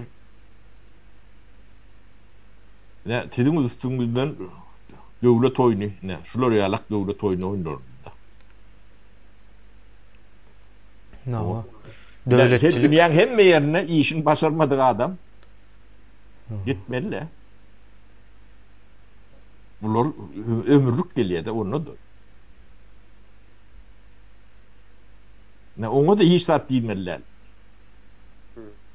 Gen bir türlü demeden ne hani biz diýdik de näme boldy? Köde bolup duran ýagdaý. Ha? Aynen biz diýdik de näme boldy? Üýtgen zat, yani bize bolan bir zat ýok, o üýtgen zat köp. Ýok. Gatken zat üýtkede. Yani o adamın düşüncesi kirli gatken üýtgendir. Onu biz görýär. Näme bunu 30 ýyl mundan öň etmediler. O da mesele. 30 ýyl o edilmedi. Olan bir soru ýöne şu wagt edilse de halkyň nemesinde bar eken şu, yani tiz kabul edýär. Tiz kabul edýär. O Türkmen tantyk millet del neme. Cemiyet o çalt kabul edýär. Sebäbi nemeler bar da sapara. Köp milletler var. Dol geçip bilmeýär hiç açanam. O şol öňkünemes bilen ýaşap görenler bar da üýtgemen. Nämen aýdaýyn ine potensial aýdaýyn men Türkmenistanyň. Türkmenistandaky potensial ne Türkiýede var, ne ýanky näme de var. Özbekistan, Gazakistan ýa-da Awganistanda, Azerbaýjanda, Eýranda hiç haýsynda ýok. Türkmenistanyň şu gün men Türkmenistan diýende döwlet aýdýan. Türkmenistan döwlet olanda ýanynda ýanky bilelikde gelýär vatandaşlar ilaty şol döwlet. Soňky 10 ýylyň içine alyp göräýin. 10 ýylyň içinde dünýäň dürli ýerlerinden dürli kärleri, hünärleri öwrenen gatken türkmen var. 44 döwletde şu wagtdy ýeme aýdy. Hiç bir döwletde şo derece tejribe birleşen ok şu wagt. Aşdöremizde oň ýaly bir döwlet ýok. Yani Türkmenistandaky ine şol nämänem birleşdirmeli, ine täze Türkmenistanyň maksatlarynyň biri. Dünýäň dürli pünjeklerine ýanky giden türkmenler var, ýaşar, tutayda tejribe edip täze öwrenen ilymy, bilimi ýa-da alan käri bolsun. Ine şolary bir ýere getirip ine şolaň sintezinden täze Türkmenistandaky dörecek döwlet akyly, gaty uly potensialy bardyr. İkinciden öwreniş tizligi Türkmenistanda ýa-da ýanky vatandaşlaryň öwreniş tizligi beýleklere göre has üýtleşik. Men şonu görüp bilýän daşynda öňe bir tapar görüň berdim. Ýene bir näme bar, ine häzirki ýagdaýda ine käbir gynandyrýan ýerler, ine türkmenlerin bar şolaň içinde diýýäňiz tapara. Ýanky ýurdu satýarlar da olar. Hakyky ýurdu satýarlar. Özem satyp alýan zatlaram pul bolýan bolsa, diňe pul üçin satýan bolsa gaty herwetde da olur. Sebäbi onda bize sorag çykýar da Näme üçin Göktepe'de şonça yankı şehitlerimiz oldu taparaga. Näme üçin şolar satmadı? Rus imperiyası şol döwür bay imperiya. Şolaran pul hödürläp hiç uruştat gerekler. Näme üçin öldü şonça adam şotay? Öldü diýmeýin başdan. Şehit oldular. Olar näme? Samskol ýamanda. O döwre oňaly gazam ýokdy. Hiç sat o gaz diýen düşünjem ýokdy olarda. Diňe şol ýekece zady topragy, soňra nesli ve milliyetçiligi goramak üçin şehit berýärler. Boyuna gelen oklar, o boyuna gide Göktepe diýip yalan öwretýärler. Boyuna gelen o bizim daş döwremiz, ýa Göktepe, Maryň arasynyň daş döwregi boyuna gittir. Rus imperiýasyna. Rus imperiýasyna hem için boyuna gelýär. Gaty güýçlü şol döwür. Hem bay. Serişdesinin yankı çägi yok olarda. Dowam edip bile gerek olsa şo taýda 50 ýyllap uruşy dowam edip biljek güýji bardy şol döwür. Ýöne näme üçin şol döwür şol Türkmenistan territoriýasynda ýaşaýan türkmenleriň 50 ýyl uruş dowam etmäne güýji ýokdy, ykdysady bolsun belki, güýji ýokdy. Adamam ýokdy. Ýöne şonda da boyuna gene ola. Soňky saldatyna çelinen. Diňe bir saldatlar hem däl. Yani bu taýda ýaşaýan hemme erkek göbekler hemme saldat nämesine geçýär, uruş nämesinde olan üçin hemme şo taýda şehit bolýarlar. Bugünkü günem gelip yurdu satmak üçin etdiler. Şol niýet üçin şehit oldularmı? Onam sorayan adam ýok. Yani onda näme üçin şolar yurdu satmadı şol döwür, özleri hem ýaşardy.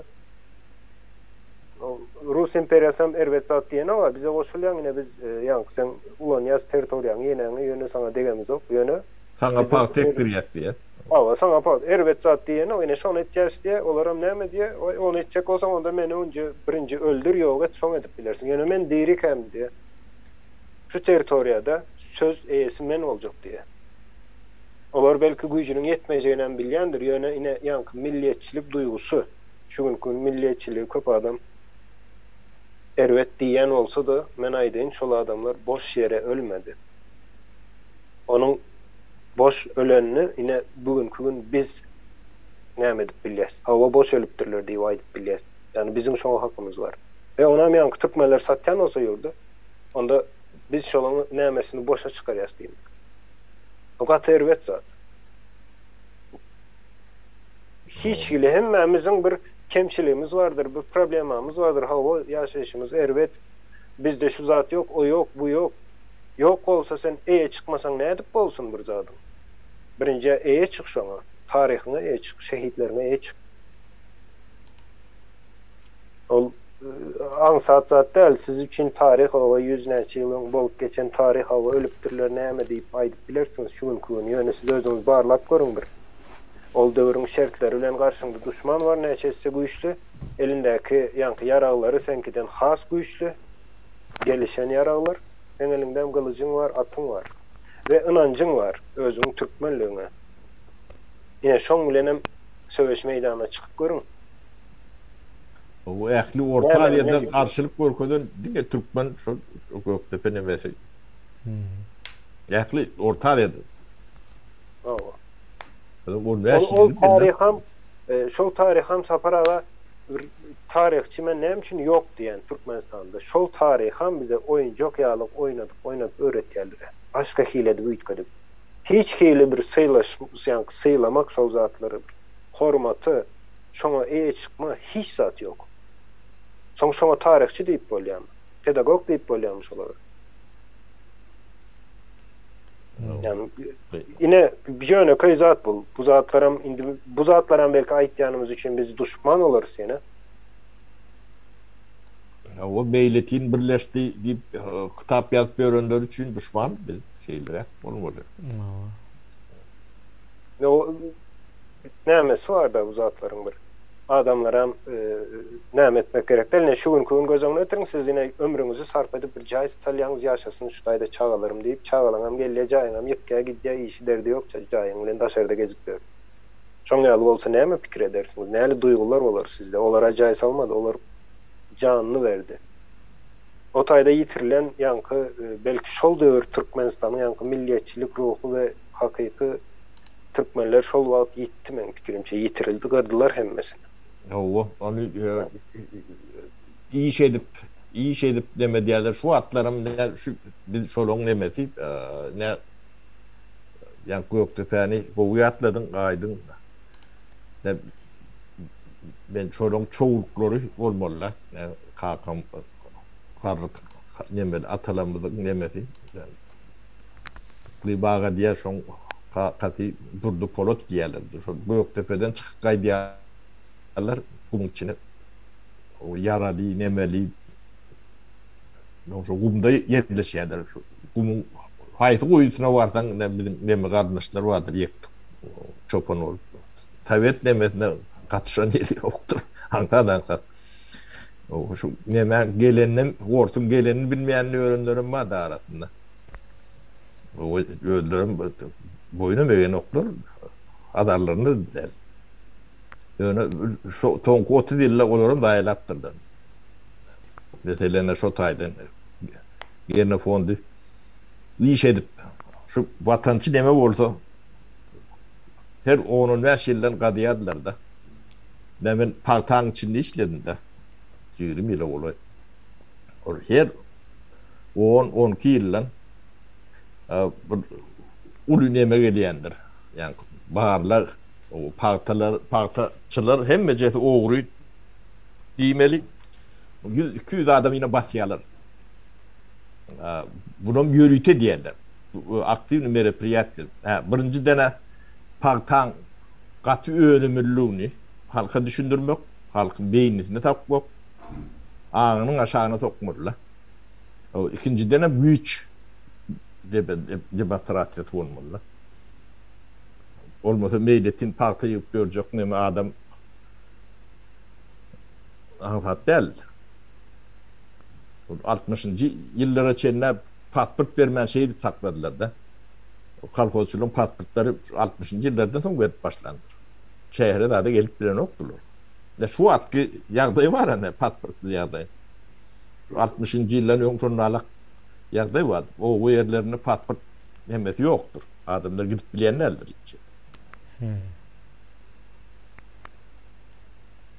Onun şu rejim bilen 10-15 yıllar öyle men yenlemelerini yığınyanlarlar. Şu yetişip arayan kadırları, şu nevödeli adamları dahiliyorlar da. Öyle katı ervet dahiliyorlar. 15-20 taydan adam olup çıkan, keder olup çıkan, öleyen şu tayda. Ne, bu görüntü nemedir? Onun tarih bilmediği ala ettiler de. Şu 50. yıllarda bizim tarihçilerimizin katı köprünün türgünü edendirler. Şu arada yadırlayan, kodlayan da adam yok. Yani tarih o forma için. Öyle bu nelerim nemedir? Yani tarihi epatlar vardır. Korkut Ata, Şoğun Mendeş, Göğroğlu. Şoları yalak epatları öğreniyen, yani milli nemeleri Ankara'dan gelen Karacaoğlu'nun, Şoğun Mendeş nemeleri. Yani Türkiye'nin demetinden doğru formalı. Türk neme olmalı. O yakibizde değil, Azerbaycan'da da şey ettiler de. O şolong birinci sekretarını atu meraydiler ödeyen, bağır olmalı bu kandiyen tarih. Şol pan-Türkizm nemetine sallılar da. Onun adına, ştampının belirlediler pan-Türkizm deyip. Şu adam kağıtı ulunayandır neme. Şol tarih nemetinden goforba uçun edilen dağıtlar şu dağıtlar. Yakın tarihimiz şu. Bunun bilen adamım yok, yediyen adamım yok, kızıklayan adamım yok da. Ama yok kızıklanmalar yine Sovyet Soyuzu'nda nemeler oldu. O bize koyup giden peydaları ve ziyanları deyip bir neme sıyın etmelidir ha. Ne 40 ne 52. yılla ben kakamlı bir halta buğday 21 yaşına ol valla 20-21 yaşında. Bir halta buğday uğurladı deyip Sibir'den çıkarıyorlar da. Öyleyken buğday olmalı.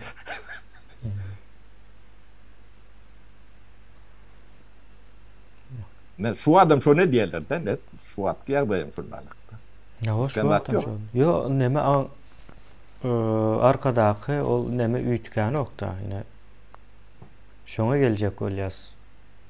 O Gurbanullah mine şu birinci sekretariýalyk bir demesi bar, wezipesi bar ýöne. Onuň arkasynda duranlar görmeli.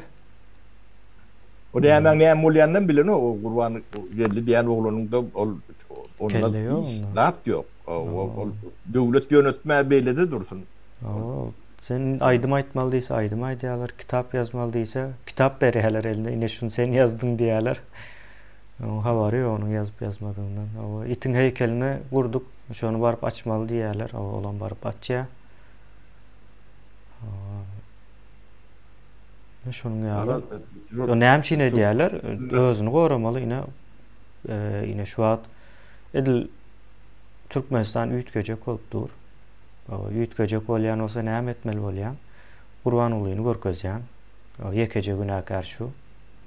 Son Gurban ulyny ýok edýän, hakyky Gurban ulyny kukla edip oýnanlar. Nemede galmalymış da, diri galmaly, ýaşamany dowam etmelimiş. Ulu atlarım tutulunup ne otu dil yine görüp göz görtülü ödüm yanlarından yaşaşıp ölür. Germanya'da Praga'da yaşap görünürüm ben. Çağlarını çelindi. Katnaşıp ölür ödülürüm. Bu aptallarda yani revolüsyoner belletine seyredenler.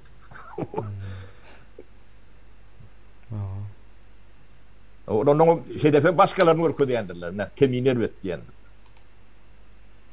Ya aydın ervet ya, tapar ervet.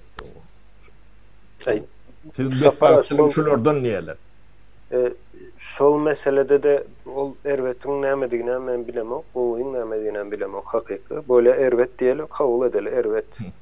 Menem ervet, sizem ervet olup bilersiniz. Bu bir şahsiýetiň nämesinde galyan bir zat ervetlik. Esası edilýän iş ýa-da öňe sürülýän ýanky proýekti näme üçin hiç kim dile getiren o. Yine yerli hökümetler var arada aýtýasa o indi kemine gidip şu taýda Türkmenistanda aýdaly näçe sany 70-80 sany yerli hökümet boljak. Şolar hemmesinde kemineler işlejekmi? Adam kopýalanan o aýentek. Kemine erwet bolan ýagdaýynda da yerli hökümetler proýekti modeli näme üçin dile getirilen o. Ervet olsa şoň ervetligini aýtmaly. Bir ýerinde ervet problema bar bolsa. Bu zatlar bir adama bağlı da. Adama bağlı däl. Kemine ervet olup biler, gowy olup biler, kemine erkek olup biler, ayal olup biler. Kim bolanda näme? O taýdan öňe çykarylan, öňe atylan düşünje iň esasy zat şoldur. Bizde şahslara görüpdirýärler. Kemine düşman olup biler, kemine ogru olup biler ýa-da beýlik olup biler. Bu şahsydyr. Şahsy bir kişi. Biz döwletiň gurrun edýäs. Ine döwlet düşünjesi näme üçin ýok diýär. Sebäbi şahsdan daşna çykyp bilen oglarda. Onu ýörüte diýerler. Näme aýdyn. O da bir näme ýani metod näme progresi durdurma metodi şartiyetleri inmek. Bir adamdan ýani adam diýende o ervetde ol şahsiýete giren wagtyň ol her hili bir üçün ervetdir, bir üçün o adamdır. Mysal üçin kimin ejesi ervet adam? Ne ýöne köýür? Diýmek ervet adam ýok. Kimin kakasy ervet adam? Diýmek ervet adam ýok. Dogrymy? Yani ine şoň ýaly nämeler bar. O zat bilen şahsiýetden daşa çykman biz hiç zat edip bilmeýär. Olma diýibersiler ol ervet nämedel ol çağan nämesi da boldy. Aýagyňga iş gelinge iş diýip. Çağan gırrını. O zatlardan biz çıkmalı indi. İyi şey şunun içine salacak bolýarlar. Şu şartiyet, şonu ýoňa çykarýarlar da bu şartiyet. Evet, gowy. Näme sözler hem bar ine gahrman, ýene gahrman. Gahrman her kimin gahrmany kakasıdır. Öýlenen soňa maýalyň gahrman bolýar. Başka gahrman ýokdur sen üçin. Gerek de eger ol şu gün ine gahrman awa biri bir çalaja bir iki sözlem ýazsa gahrman bolýan olsa onda öňkü ýanky bizim gahrman diýen adamlarymız bilen deňeýän diýip şolar. O gahrman bire ikinji dünýä guruşunda Stalinin nämeden ýa-da şol kompartiýanyň öňe çykaryna gahrman diýip hemme gahrman diýdiler. Şol döwrem. Ýöne näme berýär şo sana bir adam. Ya gahrman sözüni meniň bilýän gahrman sözüm bir özüne yankı pajertut eden adama kahraman değil ya. Olam näme üçin? Çağası yine beylik düşünemez hiç. Bilmeyen bir adamı üçün ya da bilmeyen bir o işi üçün özüne hiç bir peyda kazanmayan şu tayda özünü näme edilenden son kahraman adı olam ölünenden son yanlışmasam ben onu Okan Yermemaydayın yankı Oxford'un sözlüğünü oynayatım ben. Şol Oxford'un sözlüğünde yazıyor. İngilizce'deki kahraman sözü ölenden son oluyor da kahraman bolup bilýän eken. O dir adama kahraman demek elbetde adam. Deme aydın sen arkadan kim bolýandy öýlenen soň onam aýtmadyn. Awa arkada şol öýlenen soň. O Türkmen maşyňam şo bolmaly. O bular ýalňyş adamy görkezýärler. Aydın. Yo hakyky nemeden o uzak duruzjak bolýar hatda ýöreýdi adamam oýupdyrlar diýne. Gurban ulyny yamanlap elbetde ýani onu Gurban ulynyň şu başa çıkıp o jogap her hökmünde duran üçin ona edil şonuň ýaly cezalandyraýmaly. Gitjek ýeri ýok ýöne Gurban ulyny Niýazowy döreden adamlar entegen bar şu wagt arkasynda gezip ýöräbler. O Niýazowy döreden adam, o Gurban ulyny döreden adamlar diýeli o. O guramaçylyk jenayatçy topar diýende o Gurban uly gelmeli däl diňeje akla. Gurban uly şolaryň bir nemesi. Ya o şu hırda durany deme ýa-ni sahnada. Ya o sahnaçy. O bir zatlar ýalňyş gidäýän ýagdaýynda da Gurban ulyny kellesine indirmeli, ondan soň yerine başka Gurban uly getirmeli. Ve şonuň ýaly nemeler bar. Gurban ulyny o ýamallayan adam, o diktatora karşı göreşen adam hükmünden hem ediyorlar da. Yok yani diktatora karşı göreştiğiniz yanlışarsınız. O diktatora karşı göreşmeli. Diktatorada yankı Gurban ulyny döreden adamlar vardır. Yani olaram şoň içindedir. Şonu doğru göreşmesen bolanok. O Gurban ulyny ayırmak problemalary çözenok. Gaýtam hakyky problemanyň üstüne örtýär. Bu ödipeli adamlarım değildir. Deme o tayda da ýalňyş var. O beni iftira ayırdı, koydu, baktı, nämetli prokuroru eýtdi, beýtdi diýen. Şu prokurorlary ministri Gurban uly goýdurýan adamlar bardy. Yo perdäniň öňündäki sahna da bu hemme o ministri hem şol aýyrylýar. Şolun birini madyn tutanoklar. Ondan bir de şüphelendirýär da şu taý. Onu bilen okuyup bolmayan Türkmenistan'ın yan çıkıp kayıttılar diye bilmedi kaptanına da. Çok içinde iş edip gören adamlar köpsün. Ben biznesmenlik göründürüm var. Ben planlayıp göründürüm var. O ne aylaksız olur. Biz şu taydın görüyetten siz göründük. İçinde olduğunu görmedik. Bu da gen. Ya da şonu görkezmek isleýärler. Şu şekilde. O derde bir deme var onun islemeden şüphelenýär. Yo soňa bir neme var ýönekeýjek bir misal diýeýim, misal diýip ýalňyş aýtdym. Logika diýildi. O bir adam şu bolup bitýän ähli erwetliklere o jogapkar bolup bilmeýär. O näçe sany 5 milyon sany elýär wa onuň. Gurban ulyny. Gurban ulyny goýupdyrlar kukla. Ýani şu edýär diýip görkezýärler. O aýrylmaly indi wagty geldi. Nähil hemme zadyň üst açılıp barýar. Şu üstü açılmasın, açılmanka ýalňyş nemäni görkezmeli. Gurban ulyny günah geçisi de bulan. Onu öldürsen hemme zat düzelýän ýaly neme berýärler. Ona bir ýöne çıkıp gıýryp dörenler var. Bir ýyldaşymyzdan ýazypdyr Gahrman fabrigini.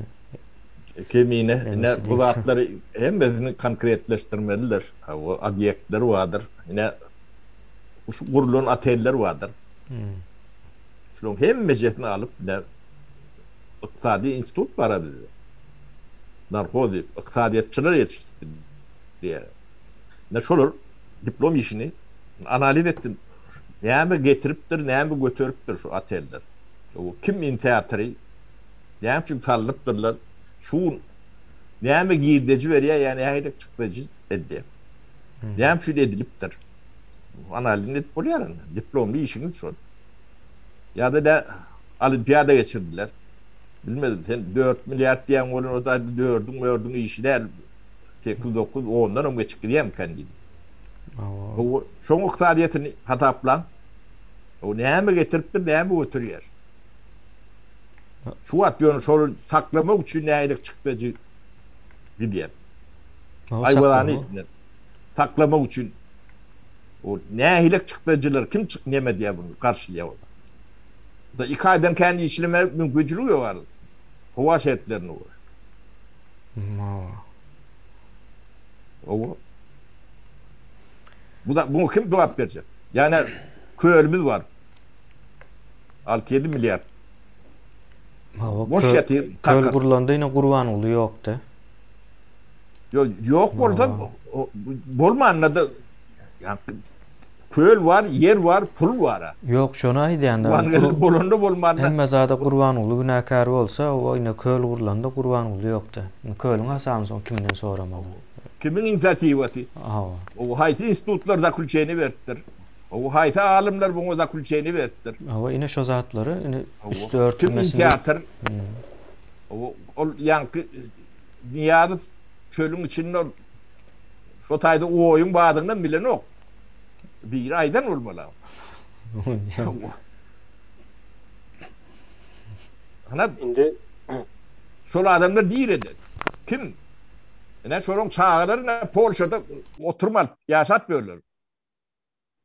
Kökoçu diyenlerinde sorulur. Germanya'da yaşat böyle. Ne sorun çağları o yani garip günlük bilmem iş vödlet görünür değil. Onu halkın beynini saykacak oluyorlar da kabiri. On gurrun dem çüne diyorlar. Alta alıptır da diye. O da atları kim cevap verecek? Ne köl, sen kakan pullarla halkın pulavul. Ödüm yakın tevigatın yok diye. Sen harcan pulun. Şimdi çok iyiden düzeltmek için 10 tane harcan pulun dereğine pul çıkarıp şunu iyiden düzeltmeli. O da atlan hatavını biri soracakken ya da ne üniversitelerde ne Selkod İnstitut'ta agronom yetiştiriyorlar. O sizin yetiştiren agronomumuz yakın Türkmenistan'ı şoğra vatırda. Ona kim cevap verecek?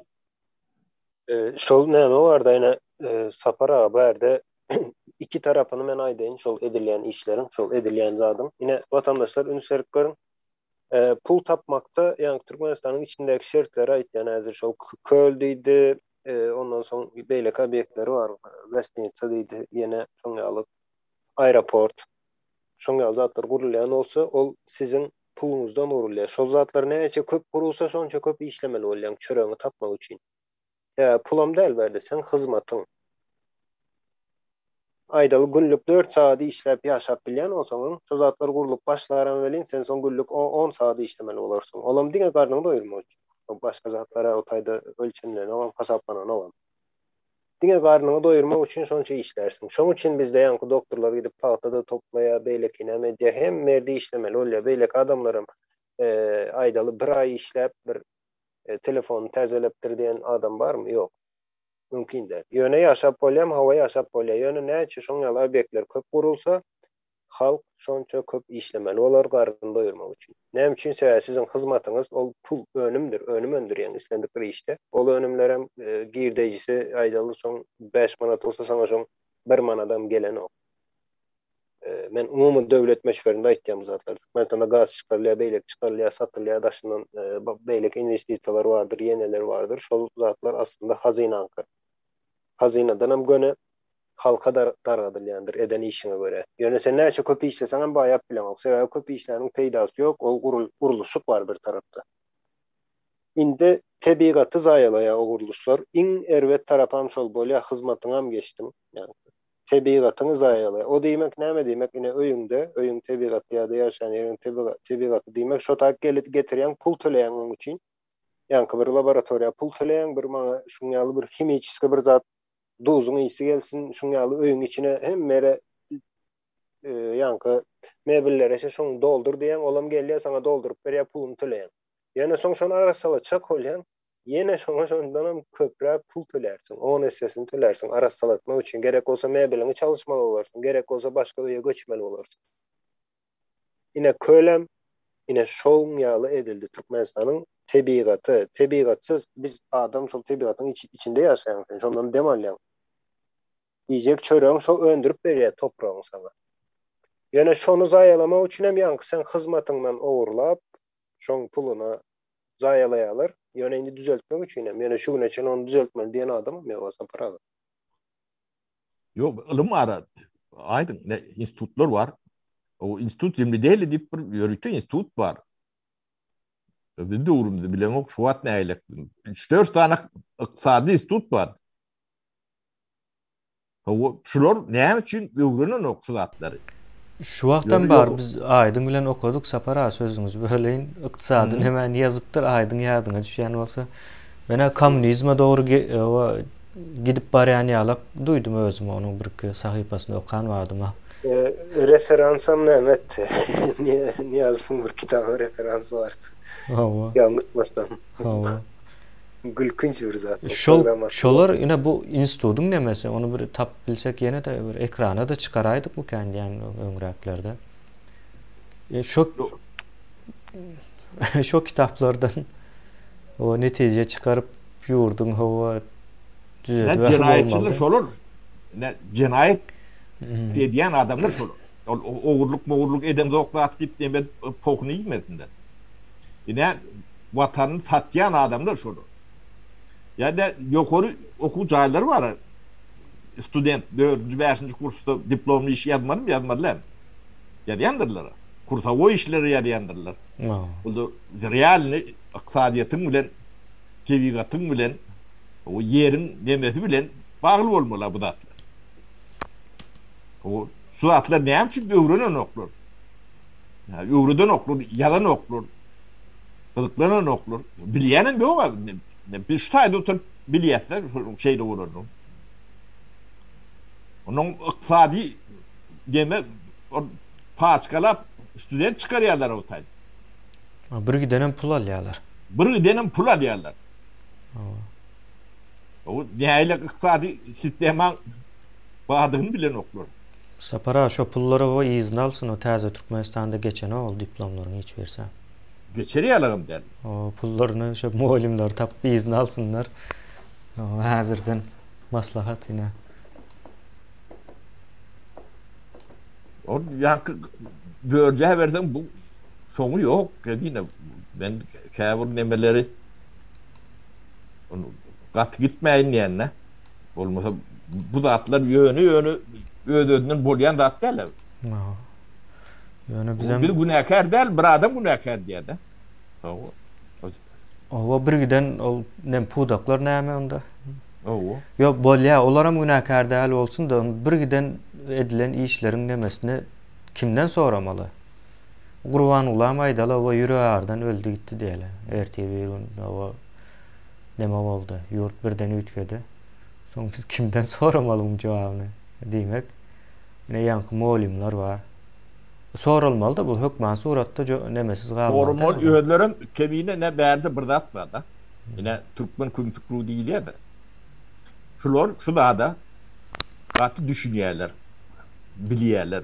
Çoň üçinem çağalaryny, maskalasyny, yoğun garnyşlaryny ýurdun daşyna çykarýarlar. Edýän zatlaryny bilýärler. Aňyrtyna geçýärler. Ne şulon köpüsünün çağaty, çuwaty, garnyşy demesi daşary ýurtdyr. O öýdem ýanky burada ýazmaly bolanyna ne alternatyw ne gülle ötýär, näme diýip diýip kakalarym şonu ýarak getirýär diýen. Gün-günden o ösüp barýan ýurdumuz.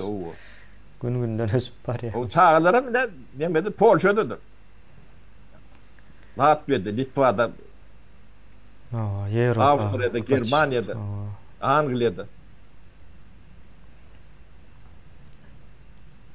Sapara o edil 2 saat olupdur. Biz Bolya sorori Vatikan gitti. O Kandada degiyen koşacak nemen var olsa o koşup bilersin. Yoş cemlali. Cemlali mene bollum. Koşukladım yok şu. Uzun olmanın sebebi kemine bu zatlar Vatikan bilemek öğrenilmeli ya da aydılmalı, eşidilmeli. Meseleler var. Her bir adama değişti oldu. Yine siyasata koşulma, ona koşulma, buna koşulma. Siyaset ol yaşayışın özü bir siyasettir. Sen yaşayışa koşulman yaşap bilen yok. Yani mümkün değil. Siyasata koşulma eyle demek yanlış bir zattır ve Türkmenistan'da bollayan her bir zat, her bir vatandaşa tesir ediyendir.